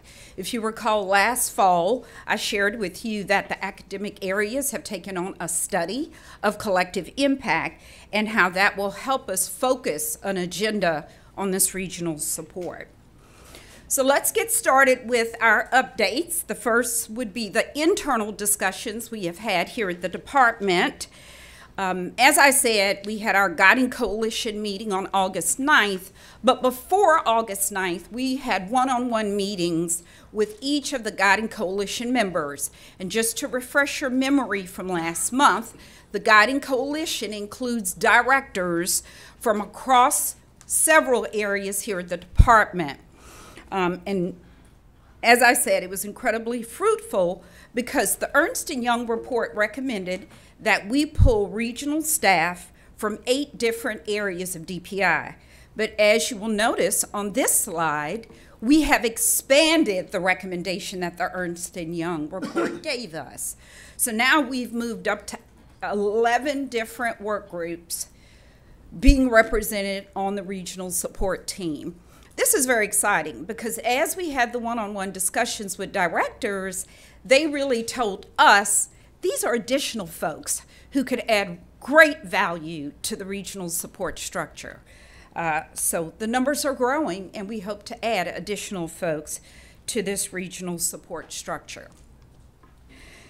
So at this point, we took some time to have some conversations about what would each of the groups need to be successful. It's very important to understand and be able to answer those questions as we are transitioning folks into this work. So this particular slide talked about the Guiding Coalition, and again, these are all of the academic directors and others from across the agency who are leading this initiative. And as you can see, they told us that they were really committed to having clear strategies and protocols, having more effective communication so that we're all on the same page, ensuring that we're seeking information from the regional support team members so we know what's going on across the state, and making this work a priority. We're going to make it a commitment for this to be a success. And then, of course, supporting the case managers and their team members.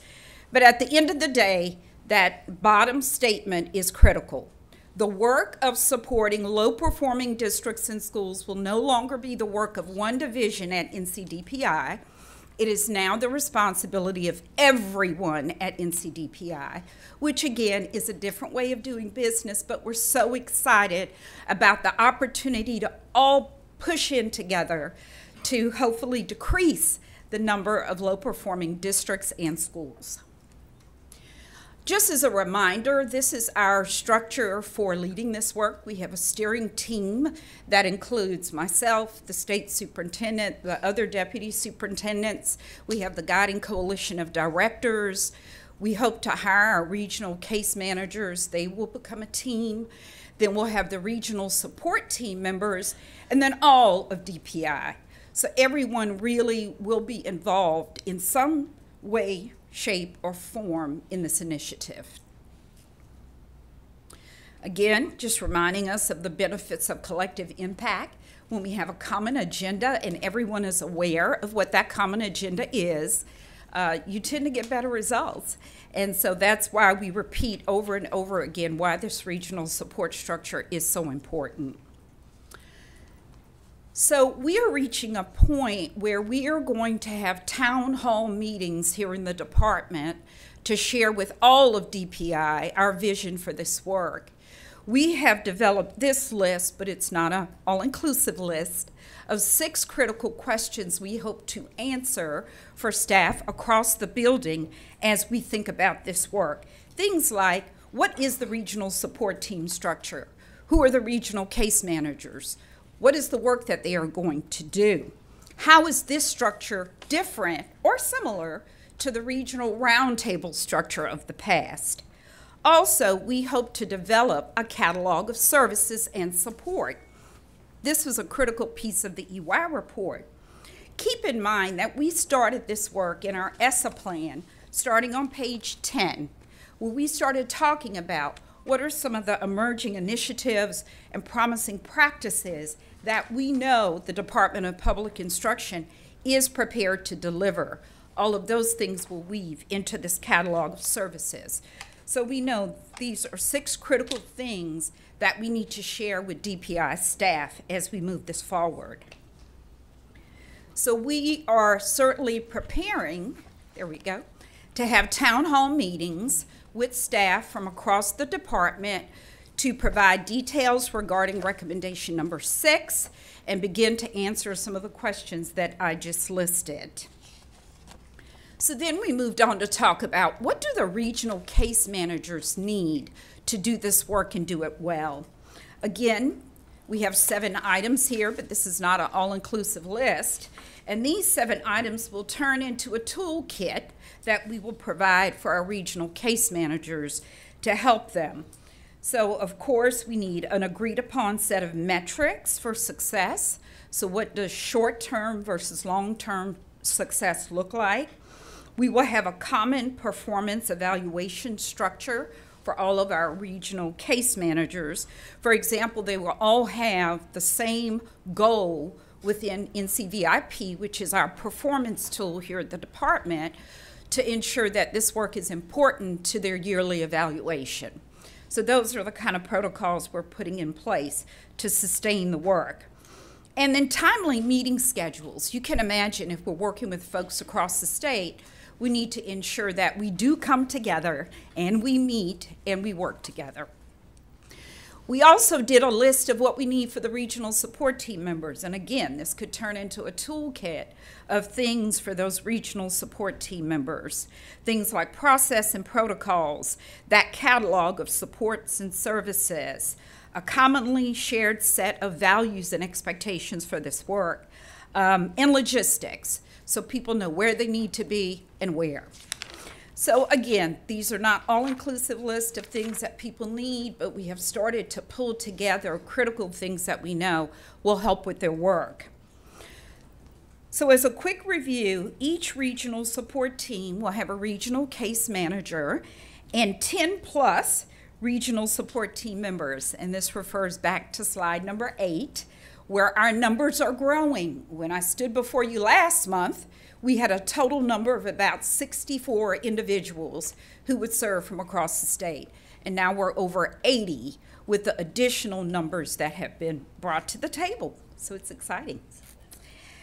Now let's talk a little bit about the hiring and staffing for this work, which is critical.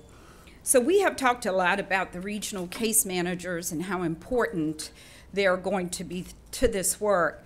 So by August 18th, we had developed job descriptions, the selection process, and other supporting materials.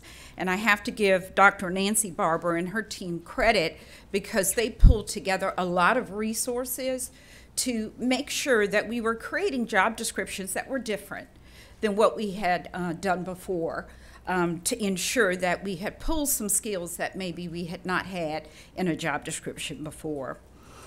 Then we proceeded to submit and have those documents processed in our HR department for those positions.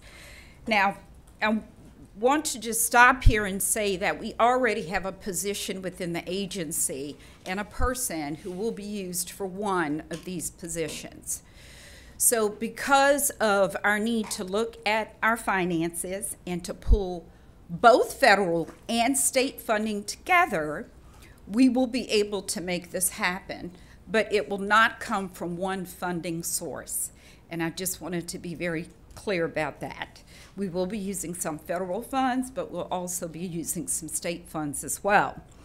So we do have positions posted on our website currently. We hope to add additional notices for the remainder of those regional case managers, but hopefully begin vetting some of the application documents around September 18th through October 19th, and hopefully be able to make offers to outstanding individuals by October 24th, and then onboard the regional case managers by November 26th, and then hopefully, and this is going to be an exciting day, be able to introduce the regional case managers to the local superintendents at the quarterly meeting on November 30th. So again, this has great intentionality, but a lot of things have to fall in place to ensure that we meet this timeline. I also would like to share that, I need to pause for a question. Ms. Willoughby? I just had a question. I want to make sure I'm clear about the funding. You said you're putting together some funds, and I appreciate that you're good at that and have learned a lot about doing that. But for the sustainability of that funding, you know, and this isn't something I need an answer today, but I'd love to know, looking forward, how we're going to sustain this, because if we're doing regional intervention and help and support, and that's going to be really important, that it's seen as something that is sustainable and not just a 6-month venture till end of next fiscal year. And my second question, I seem to recall that we were barred from doing anything further with our whole child recommendations until October. Yes. And so I'm curious about how we will receive the recommendations. And I guess, Mr. Superintendent, that's your committee that's going to be making those recommendations. But October is upon us now.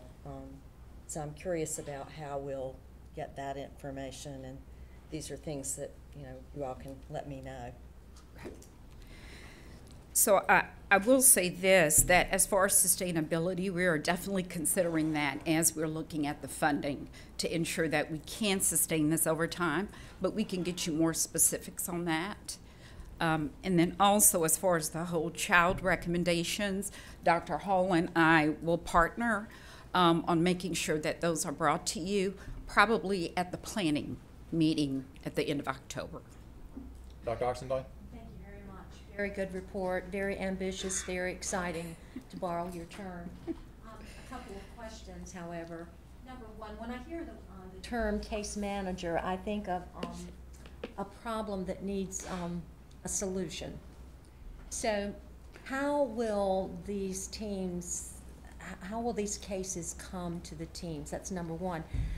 And also, kind of related to that is how will these teams interface with our recess structure? So if, with your permission, the second question I think will be addressed when I give you the external feedback from our RESA director. So I'll be able to give you that response. But as we talk about the previous question, we're looking at this more as a tiered approach. And as a matter of fact, I think we talked about that last month, where Tier 1 is really services available to all and accessible to all.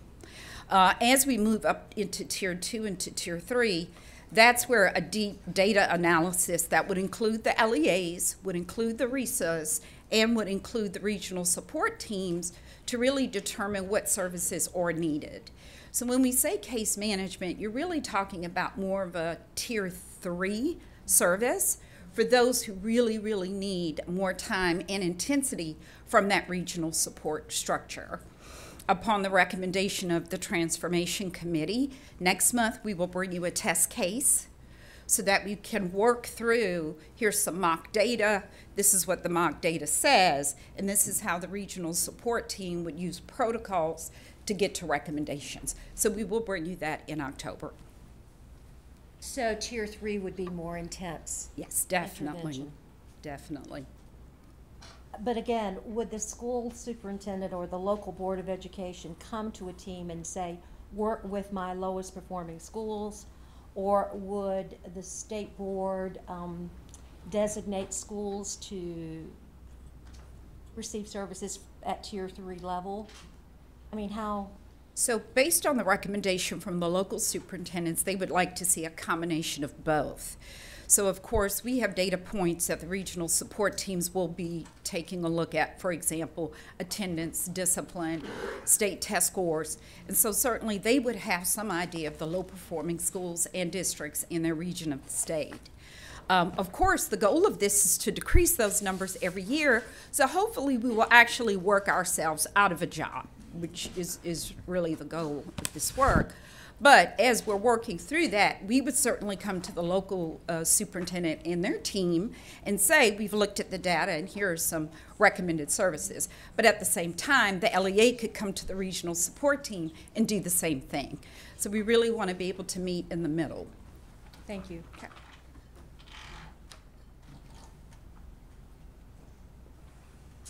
Oh, Ms. White, excuse me. Dr. Beecher Norton, I want to give you a compliment. Oh, thank you. You were placed in a position that followed a contentious, intense discussion, but the energy and enthusiasm that you brought forward for this project is the highlight of this morning. Thank you. And I'm very excited about moving to a regional team concept. Similar to the thought of the I-zone, building consensus and collaboration at a regional level, I think will build connectivity not only among districts, but upon the schools and their work with DPI. Localized support is what I think about, and having a face to connect to when there's an issue that needs to be Definitely. enhanced. Definitely. What metrics? I know the reason that we moved towards this approach, but what metrics do you think you plan to use to evaluate whether or not this shift was effective?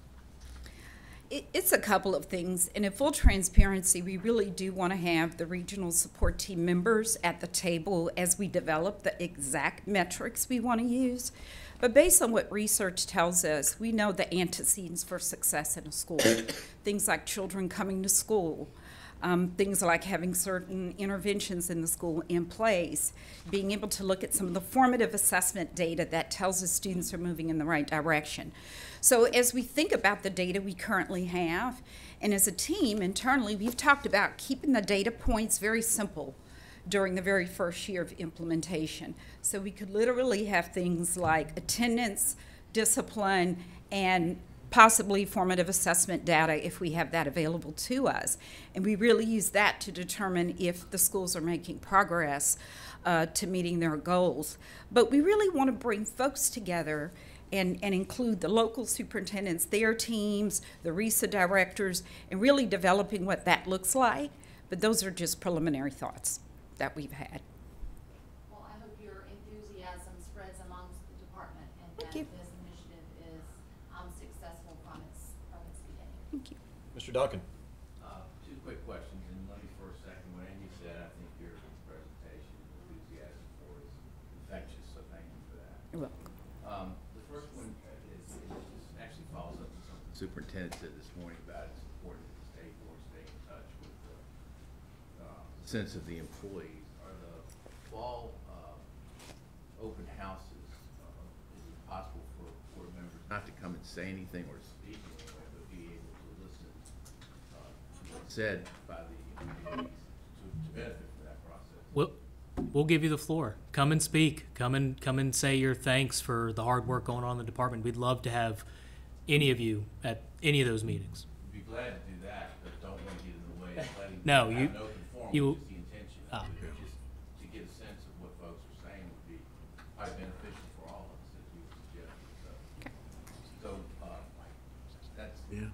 We'll answer this The second question is a little bit of a follow-up, maybe the same thing what Ms. Little said, which is, once this process is going on, again, not for today, but would there be a way to be able to give us a summary of what the total funds would be between what's state, what's federal, and what's recurring or non-recurring, so we can try to best assess as we Yeah. look forward? Certainly. How to make it work. I know you all have suggestions further behind just what those numbers show, but it'd be beneficial probably to get a sense of how that'll work from a sustainability standpoint. If we get the results that we really want to get. Good point. Thank you. Mr. McDevitt? At the risk of piling on, Amy hit it right on target. Maria, when I see your hands and your fingerprints on something, I must admit that sometimes I say, okay, Maria's got it handled, I'll move on and not pay any attention to this because I have that confidence level that you're going to do the work at the right level.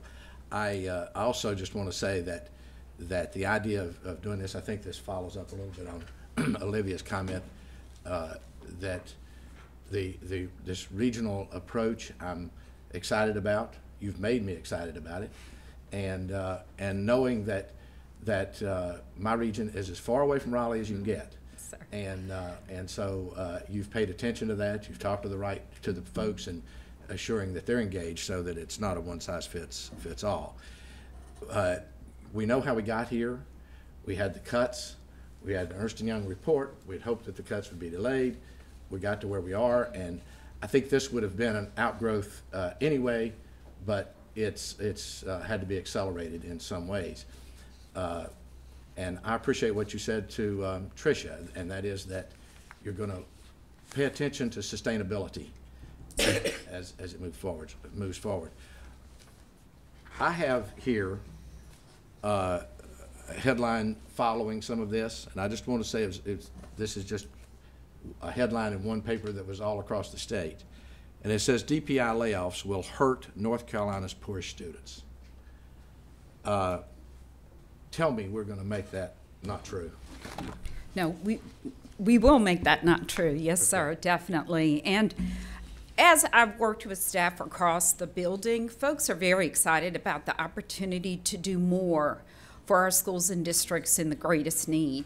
So in the past, when we had a district and school transformation, for example, and that unit concentrated on low-performing schools and districts, others might have been brought into the discussion, but it was not a consistent part of that discussion. Now it will be. So I just think that we'll have a lot of great minds at the table really working for the benefit of our schools in need. Mr. Chair, are you, or Mr. Vice Chair, I guess I should say, are you, we still have our focus on the equity piece, and is that ongoing work, I'm assuming? Yes, and that will be an important part of our planning session in end of October, 1st of November. Thank you. So one other comment, we'll turn it back over to you because I know you got important stuff to share, Dr. Peter Martin, but I trust in the town halls that we have, in addition to answering those questions, that there'll be multiple ways for members of the team to ask questions Absolutely. in a variety of ways, since some are comfortable doing it Right. verbally, others written, or to make suggestions. Correct. That's a great way, as you know, to create buy-in and support. Right. Back to your presentation. Thank you. So one of the things we wanted to highlight certainly is that all of our members of the Guiding Coalition are giving us the names and additional information in a spreadsheet format. This is actually a screenshot of how they're sending us information about those folks who could participate on the regional support team structure. In collecting this information, certainly we have come to realize that we do have vacancies within these areas of work. Currently, we have a total of about 11 vacancies, and you can see the numbers per the work groups. And as we have talked to folks internally, as well as our external partners, such as our local superintendents and RESA directors, they have asked us to make filling the vacancies and keeping the regional support teams fully staffed a priority for our agency. And of course, you know, as a former local superintendent, we do feel the impact of when a regional support is not there for an extended period of time. So I certainly understand why they have encouraged us to make this a priority and make sure that these positions are filled as quickly as possible. So this is also something we have to pay attention to, not just the filling of the regional case managers, but also ensuring that all of these are filled as well. And then also just to point out that we have some members of the Guiding Coalition. We still want to get those filled. Our K-3 literacy director, that position posting has closed. But for digital teaching and learning, K-12 standards, curriculum and instruction, ensuring that we have permanent replacements for those. And then, of course, our exceptional children's director, that vacancy will happen on September 29th, and so we want to make sure that that position is filled as well, because they are helping us lead this initiative, so we need to have those fully staffed as well. Also, we wanted to acknowledge that change management should be very intentional, and we should have strategies in place to ease folks into something new and different. So as we've talked about, we have the book study on leading change that we're doing with John Cotter's work. We have had and will continue to have one-on-one meetings with directors to discuss their concerns for this work. We use some of the elements of CBM, which is the concerns-based adoption model. So when we brought them together, we wanted to ask questions that were specific to what are your concerns with time, which is one of the stages of concerns when you look at that model. Or what is your concern with having to collaborate, and collaborate with whom, which was another stage of concern in that model. So just being aware of the concerns that people could have and asking some very intentional questions. Of course, we have our monthly meetings with the Southeast Comprehensive Center to discuss the process for implementation.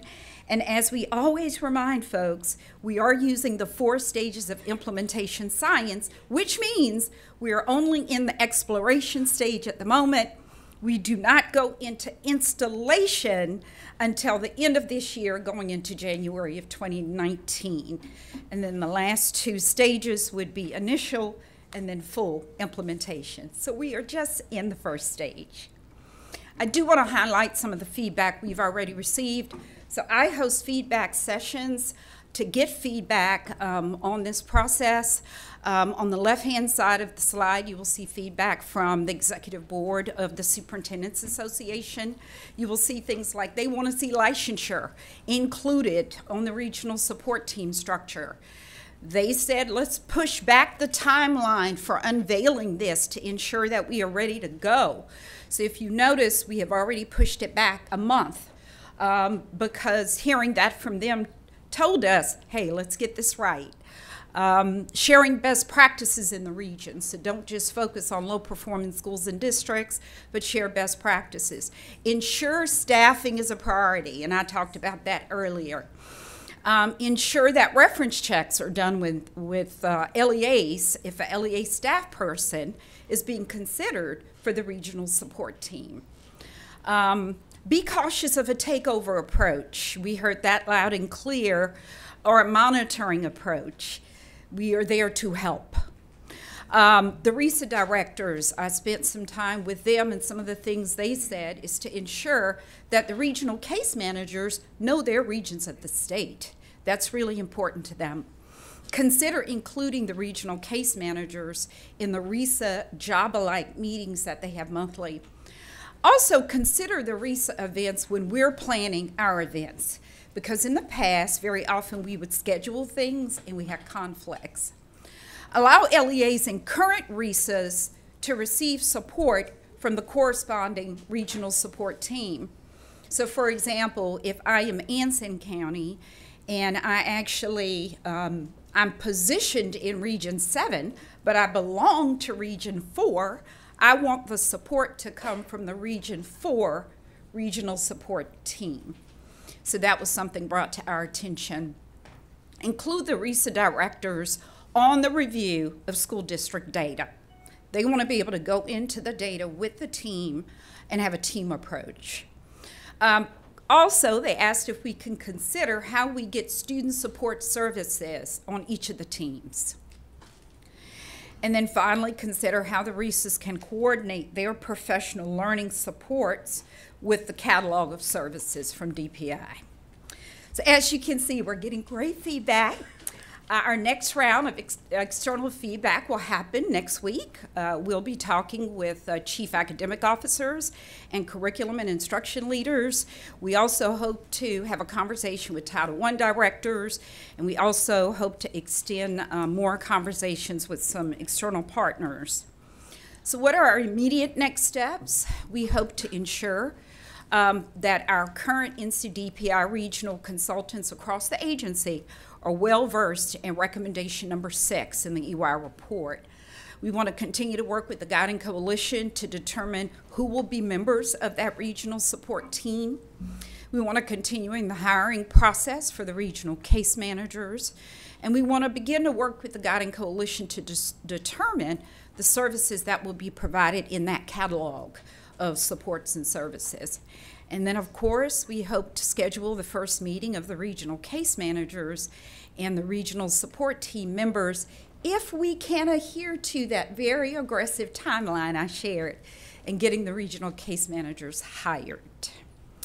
So we have been busy over this last month, and I always like to remind folks here the desired outcomes. This is the big why of why we're doing this. It's to increase the coordination across DPI, to have more efficient deployment of resources and not be duplicative in our efforts, clear articulation of DPI's priorities, increase the use of data to drive our decisions, and to improve the field's perceptions of consistency and quality at DPI. Thank you, Dr. Petrie-Martin. Since we're a little behind schedule, I'd ask my colleagues if you have feedback or input to please share that with Dr. Petrie-Martin. And one last question, so maybe for consideration for our next meeting, what are the next EY recommendations that we'll be working on together? It'd be great to have that insight. And if you have any feedback for us right now, we'd welcome that. Not at the moment. I'm sure our state superintendent has some thoughts on what he would like to see next, but deep into recommendation number 6 at the moment. So. Okay, we'll look forward to that next month. Okay, thank you, Dr. Petrie Martin. We do have one more item, but we're going to postpone that until tomorrow so that we can move on with today's agenda. So that concludes our committee work, Mr. Chair. Do you Yes. mind if I make one Oh. comment just real quick? I Yes, just sir. want to say that the Regional Teacher of the Year team, we were actually with the Ernst & Young audit. One of the things that our first step for our collective platform has been building bridges. And so I think there's so much in here that speaks to that platform. And I would love to make a, a possible suggestion to include the Regional Teacher of the Year on that group of regional support structure and advisory role. I think the Regional Teachers of the Year are such strong educators. They have a thumb on the pulse of what's going on in their region and their individual communities. I think there would be a very vibrant addition to that possible structure. So, but again, this speaks to so much of what we're hoping to do. So thank you very much for all y'all's hard work. Thank you, and don't forget the regional principal of the year, too. Yeah, I was about to piggyback. I want to go speak for him. Okay. And superintendent. Okay, thank you, Mr. Davis. Now we'll recognize Ms. Becky Taylor for the Student Learning and Achievement Committee. Thank you, Chairman Kobe. I am Becky Taylor, and the committee report, I'm going to take a little bit out of order if you don't mind, but along with Dr. Olivia Oxendine, we do chair this committee together, and on our agenda, it does mention that we have some action on first read items, SLA 1, 2, and 3, that were going to be presented at the end of committee, but due to the press conference at lunchtime to release these results, I would like to go ahead and do that, and then we break and come back, because if not, I have a feeling my committee could last another hour or more. I don't know if I totally understand what you want to do. Well, I know there's I'd like to be able to break after Dr. Tammy Howard presents. Okay. And then we can break for our lunch and come back and finish my committee. Okay. Because I know there's gonna be a press conference. Okay. What time is this press conference? Yeah, I think there's a press conference that's gonna be held after lunch. These have been released. Okay. But there's going to be a press conference. Yeah. Mr. Superintendent, are you having a press conference? Drew, do you know when the media availability is actually scheduled for? About 20 minutes ago. Okay. I mean, we didn't have a hard schedule because we knew this might happen. We could postpone your committee till after. That's fine. Okay. Well, in interest of being available to the press, I will say we'll adjourn for lunch and we'll reconvene at 1:15. Okay. Yeah. I just wanted to say that the results have been released, and I think it'll be more appropriate for Dr. Howard to present the results, and then we go to lunch. Okay. Without objection, Yes. proceed. Okay. All right, so thank you, Dr. Tammy Howard. If you'll come forward to present these 3 items, I'd appreciate it. Thank you. Good morning, and thank you very much. We come to you this morning, as we do every year, with the results for the accountability for 2017-18. You have at your place this morning, I believe you had a red folder, and that red folder are hard copies of the executive summary that I'll be going over. It is also available on e-board if you would prefer to do it electronically. We have 2 items. We have SLA 1, which is the accountability results, and then after we present that, we will then move to SLA 2, which is the cohort graduation rate. So as we begin on page 1 of this statistical summary of results for the 2017-18 school year, we will be reporting and sharing with you information on the performance of our students on the test scores for end of grade and end of course assessments, the growth analysis, which is EVOS, the school performance grades, which is the A through F designation, the long-term goals, which is a new feature of the Every Student Succeeds Act, and participation, which is the percent of students at the school level and the state level that are meeting that 95% requirement of participating in the assessments. On page 2, we're going to jump right in to the test results. And the figure 1 and figure 2 are looking at student performance on both reading and mathematics, and then also mathematics only and reading only. And as you look at this information, you can see that for both reading and mathematics for level 4 and above in figure 1, you can see that consistently over time, all of these numbers have been going up. So that is a good indication. And you see that as well for mathematics. The story is a little bit different for reading in that first figure, where you see it's going up and down depending on the grade level. So we don't have consistency over time of it all going up. Moving over to page 3, looking at figure 3, these next several figures look at first reading and then mathematics, both by the college career readiness level, which is levels 4 and above, and then the grade level proficiency, which is level 3 and above. And again, on figure 3, you can see that grades levels 3 through 5 has some up and down mixing going on. You see grade 3 is down in reading, level 4 and above. Grade 4 is up for reading level 4 and above, and then grade 5 goes down. One thing to note in looking at the transition from grade 3 to grade 4 is it's impossible to truly know, but we do have to note that there are those summer reading camps that occur between grade 3 and grade 4, so possibly that could be some contribution to that increase in that performance in grade 4. We are pleased to see that grades 6 through 8, when you look at figure 3, you can see that all of those grade levels went up in reading at level 4 and above this year. And those, of course, are our middle school grades. And many of you will remember probably that for several years we had much concern about reading in middle school. And so that's a good indication of the performance of our middle school students, and we're pleased to see that. Looking down to figure 5, when we look at mathematics, here is where we again see this up and down trend. You'll see a grade level go up, then a grade level go down, then another grade level go up. When we think of these content areas, it's important to remember that reading, of course, as you go from grades 3 through 8, we're increasing the complexity of the reading text. And so it's really good. That's why we're happy to see those middle schoolers doing well this year.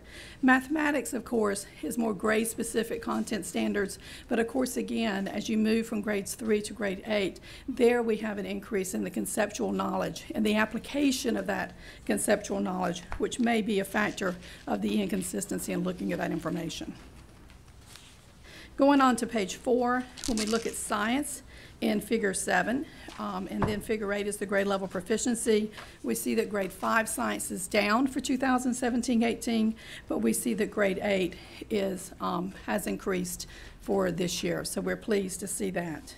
And then the end of course assessments, similarly, we see biology is up for both of the measure levels, but of course English 2 and NC Math 1 both dipped this year. On page 5, I won't go into a great deal of detail about this, but these are several charts that show by the different content areas, reading and math, and by the two different ways to look at the achievement level 4 and above and level 3 and above, looking at the trajectory, tracking back, for example, this year's grade 8 students back to when they were in grade 3 and seeing how they progress over time. Now, even though we're presenting this information, we do feel like we have to say that at the state level, a population is pretty stable, but having said that, North Carolina is a state that has seen tremendous growth in recent years and a shifting of the population. And so to have a hard comparison from one year to the next may be a bit of a stretch, but it is useful information to just look and see if the students are maintaining their performance as a cohort from one year to the next. And of course, what we'd like to see is them doing that. The information here is a little bit mixed. Sometimes we see some things that indicate moving in the right direction and other areas that may need some more work. On page 6, this chart is actually the other indicators that are part of the school performance grade. But you'll see it a little bit different this year than we've seen it in previous years. The first row has the ACT, and that is the percent of 11th graders this year that met the UNC minimum of 17 on the composite score, and that's 57.9, and that's slightly lower than last year's 58.8. ACT work keys is 68.2. That's the percent of completers who took ACT Work Keys and they earned a silver or better certificate. That again is slightly down from 73.3. We must note there that that assessment, which is the ACT Work Keys, it is published by ACT. That assessment did have a refiguring, if you will, a couple of years ago, and in the adjustment of the scale all across the nation, participants were seeing this decline. So this is not unique to North Carolina. This is more of a reflection of the revision of that assessment. The third row combines ACT and ACT Work Keys, and that, of course, is because as part of school performance grade, we are combining those for that measure, and we're reporting this here. And this is all seniors, and they get credit for this to the positive in this measure if they either met the ACT Work Keys benchmark or the ACT benchmark. And this is 66.5, and we don't have anything to previously compare that to because this is a new measure. Math course rigor is now 92.9 for the state, and that is less than the 95 that we've had consistently for several years now. That is because, again, as part of the Every Student Succeeds Act, that measure slightly changed to where it now includes all students who are 12th graders. Previously, those students who were our 1% population of seriously cognitively disabled or our occupational course of study students, they were removed from that denominator and not included. The U.S. Department of Education and federal law requires us to have all students, and so that is why we're seeing a slight dip there. And the graduation project, we continue to just report that's completely voluntary. It now is at 26.6, and you can see the trend is that it has been going down slightly over recent years, but we continue to publish and support districts who are interested in doing that and making sure they have the information to deliver that. Looking at the growth results at the bottom of page 6, this, of course, is calculated by EVOS, and you can see for 2017-18, the combined exceeded and met is 72.7. It was 73.7 last year, but there again, that slight differences compared to last year, and so we can see the distribution of growth there is really consistent for the state. Moving on to page 7, we break this out by school type. And what we can see here, of course, is the middle school and the high school have similar growth results. And you see elementary here, we have more in the blue, which is the meets. And of course, that has an impact on the exceeds and the did not meet. So you can just see the difference there between the elementary, the middle, and the high. And now moving to school performance grades, we'd just like to note before we look at the results on the bottom of page 8, that school performance grades, due to the Every Student Succeeds Act that was implemented through North Carolina State Plan, which was approved by the U.S. Department of Education in May, there are some overarching changes with school performance grades. So with that in mind, a direct hard comparison from one year to the next, you know, we always have to note when things slightly change so we can be aware when we're looking at the results. It's difficult to know how much those changes had an impact. Just to mention a few of those very briefly to you, school performance grades now include English learners' progress. That was in Title III. Through ESSA, it got moved to Title I. And so depending on a school's population of English learners, that could have an impact on their school performance grade. And of course, the performance of those English learners. And then we had some other things, for example, with high school, the way the ESSA plan evolved, biology is not included in growth. So previously, high schools had biology in their growth measure.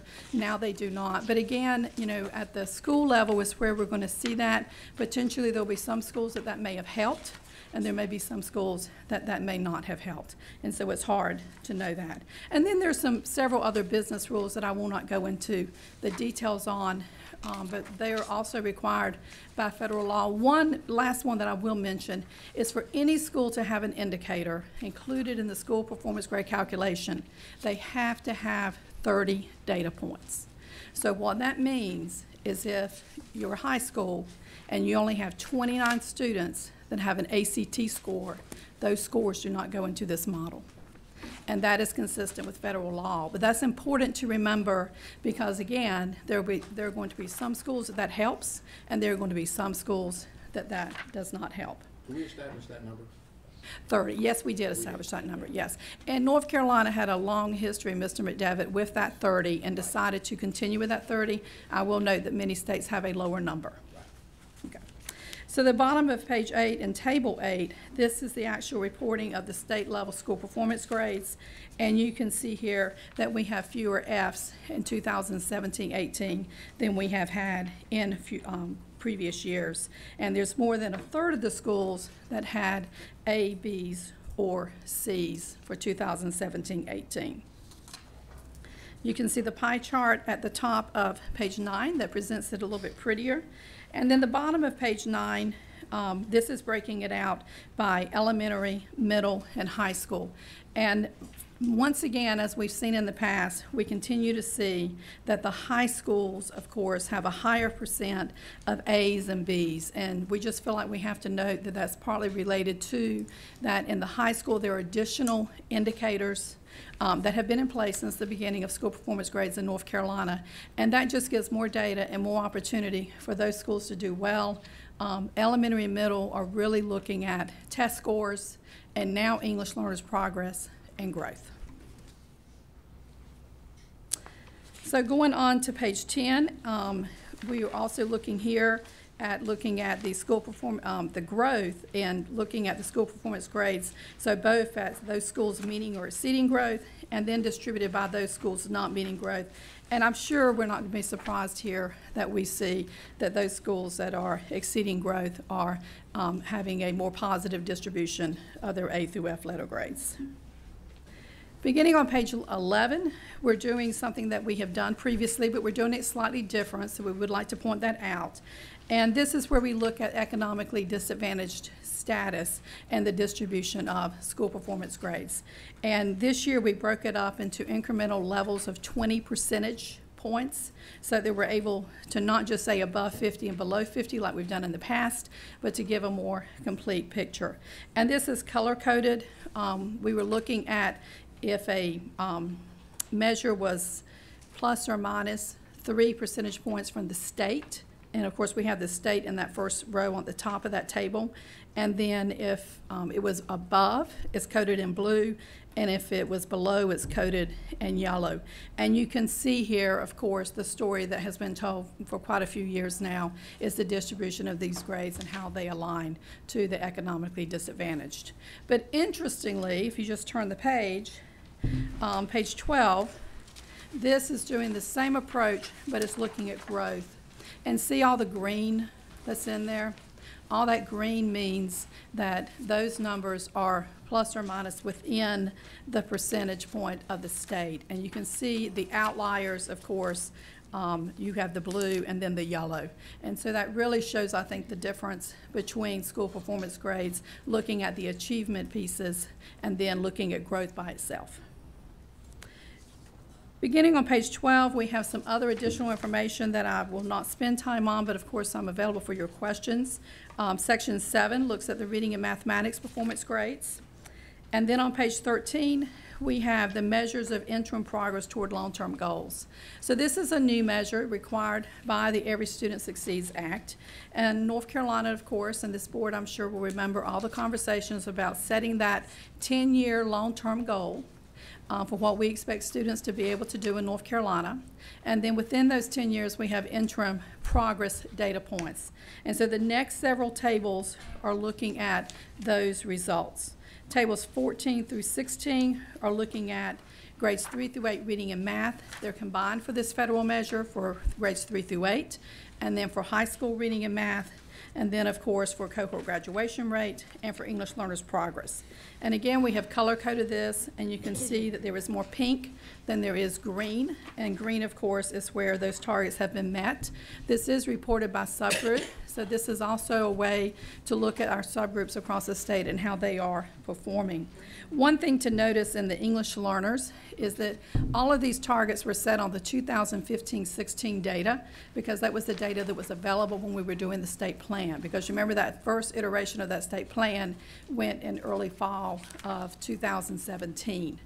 And so with this 2015-16 data, one thing to note about the English learners is, as allowed with ESSA, which was much appreciated and had been asked for many, many, many years, those students who have exited being an English learner are now included in the data for up to 4 years in this measure. So that is a factor in what we're seeing here. What we would suggest that we do is monitor this for a couple of years and then come back and make sure that we have targets that are realistic and that are encouraging improvement.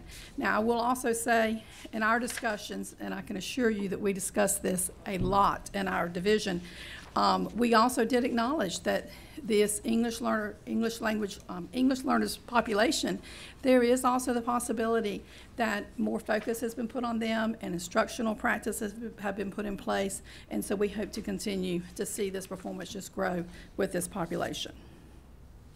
At the bottom of page 14, tables 17 through 22, these are the tables that report. We're looking at all the targets that are available across the state at the school level for all the different subgroups, the percent of schools meeting these targets and the percent of schools not meeting those targets. So again, that focus is very much on subgroup performance and drawing our attention to that. The remainder of the report has information beginning on the bottom of page 17, the state board regions, looking at your results by your region.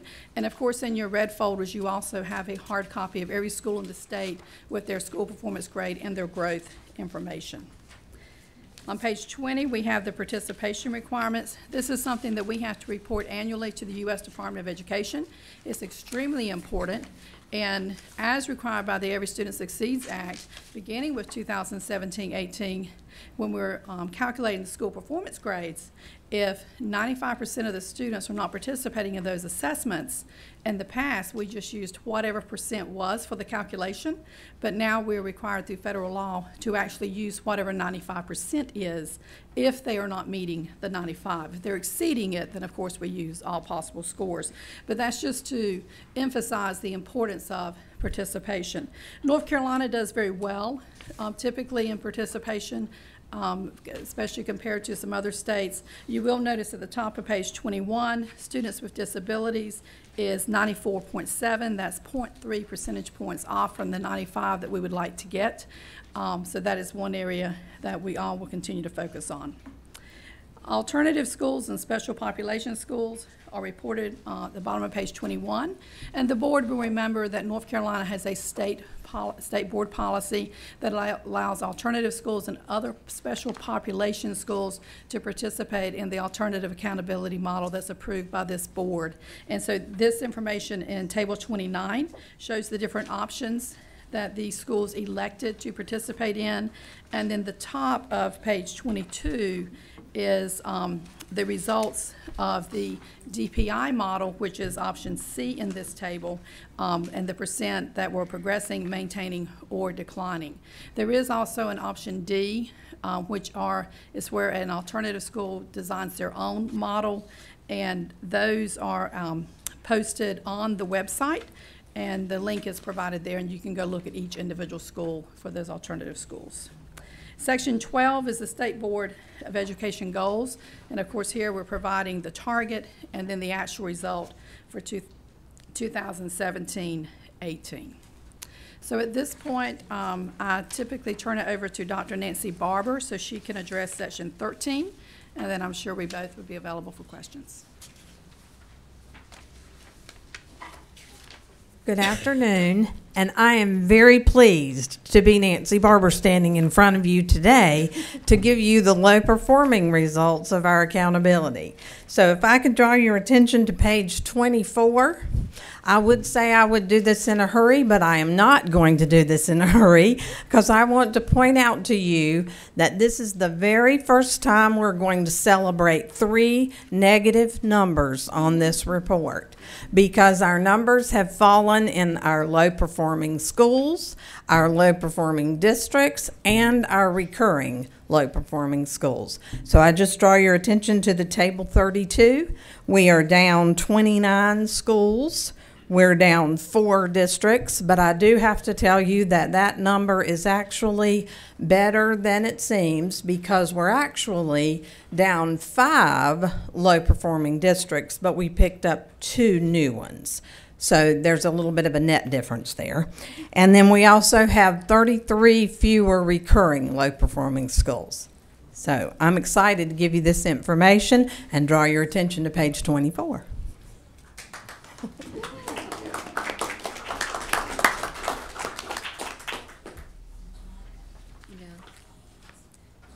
Success. Dr. Howard, and isn't there a timeline where our districts can respond regarding corrections? And Yes. you want to talk about that? Yes, absolutely. Thank you.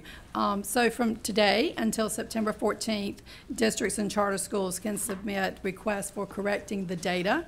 And of course, we'll bring back those corrections to the State Board of Education at the October meeting for your approval. Also at the October meeting, one thing we did not mention is we'll be presenting to you the subgroup school performance grades. Every school with a qualifying subgroup, which means 30 students in that subgroup, will have a subgroup letter grade. And that information is not available today, but it will be presented in October along with the corrections. Any questions or comments for Dr. Howard?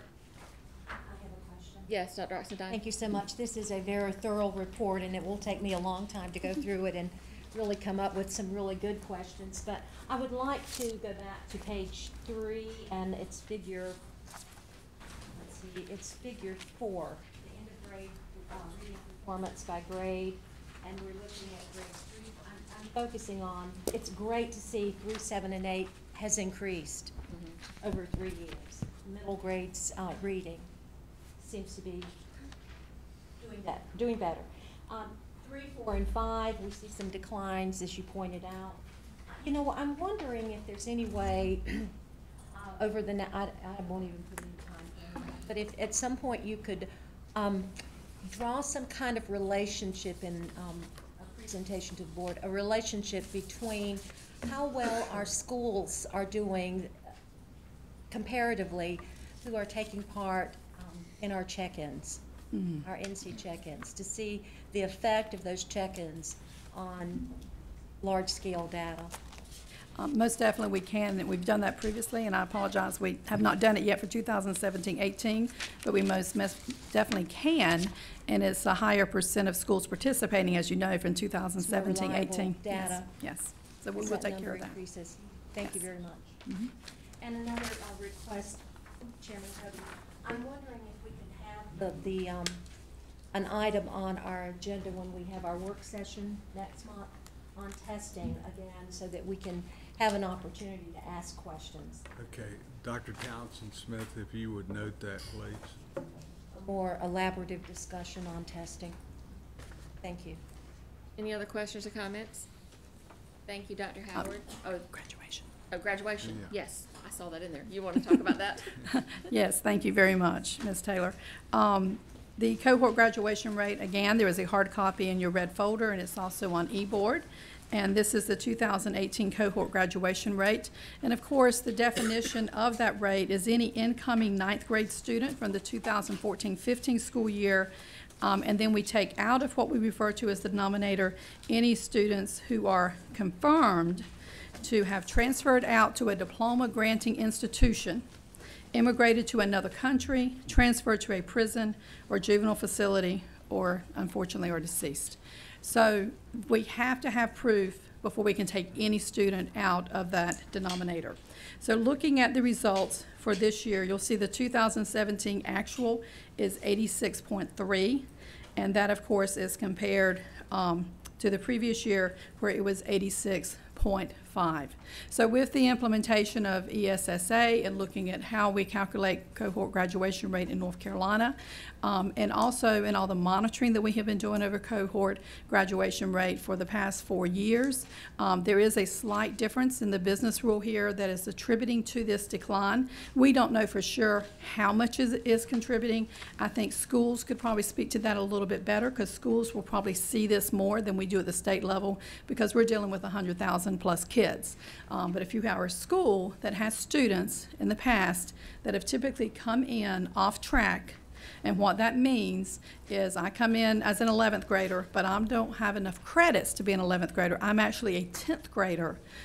For a long time, we had a practice of removing those students from the denominator, and that is not allowed to do that. And so with ESSA and the implementation and this being a reset year, this is what we're seeing here. But again, we don't know for sure how much that is contributing to this slight dip at the state level. At a school level, I think it would have more factor. Please hang up. So we also provide here, as you can see, by subgroup. And because of this same rule, you'll see all of the subgroups are going down when compared to the previous year, with the exception of the American Indian, I think went up slightly from 84.3 to, it stayed the same, excuse me, it stayed the same. And the white subgroup went up slightly by 0.2 of a point. And again, we see the English learners again has gone up, and that's a slightly different rule for English learners. That rule is beginning with ESSA. Any student who was ever identified as an English learner in high school are then included in this subgroup. And again, that is something that our English learners community and colleagues have wanted for a very long time. So that is one of the good things that came out from ESSA, was to allow that rule. And then also on page 2, at the bottom, you see the 5-year cohort graduation rate. And of course, the 4-year is included in school performance grades. The 5-year is not, but we continue to report a 5-year and information on the 5 years and all of the data reports that are on our website. Thank you, Dr. Howard, for a very comprehensive report, as you always do every single year. We appreciate you breaking it down. I'm sure there will be some other questions or offline conversations, because I know there's some I'd like to ask you. We won't dig into all those right now, but thank you so much. Appreciate it. Chairman Kobe, if we can pick up the rest of my committee after lunch, would that be possible? Yes, it will be, and so we'll suspend your committee and reconvene your committee at 1:45. So we stand adjourned until that time. Thank you.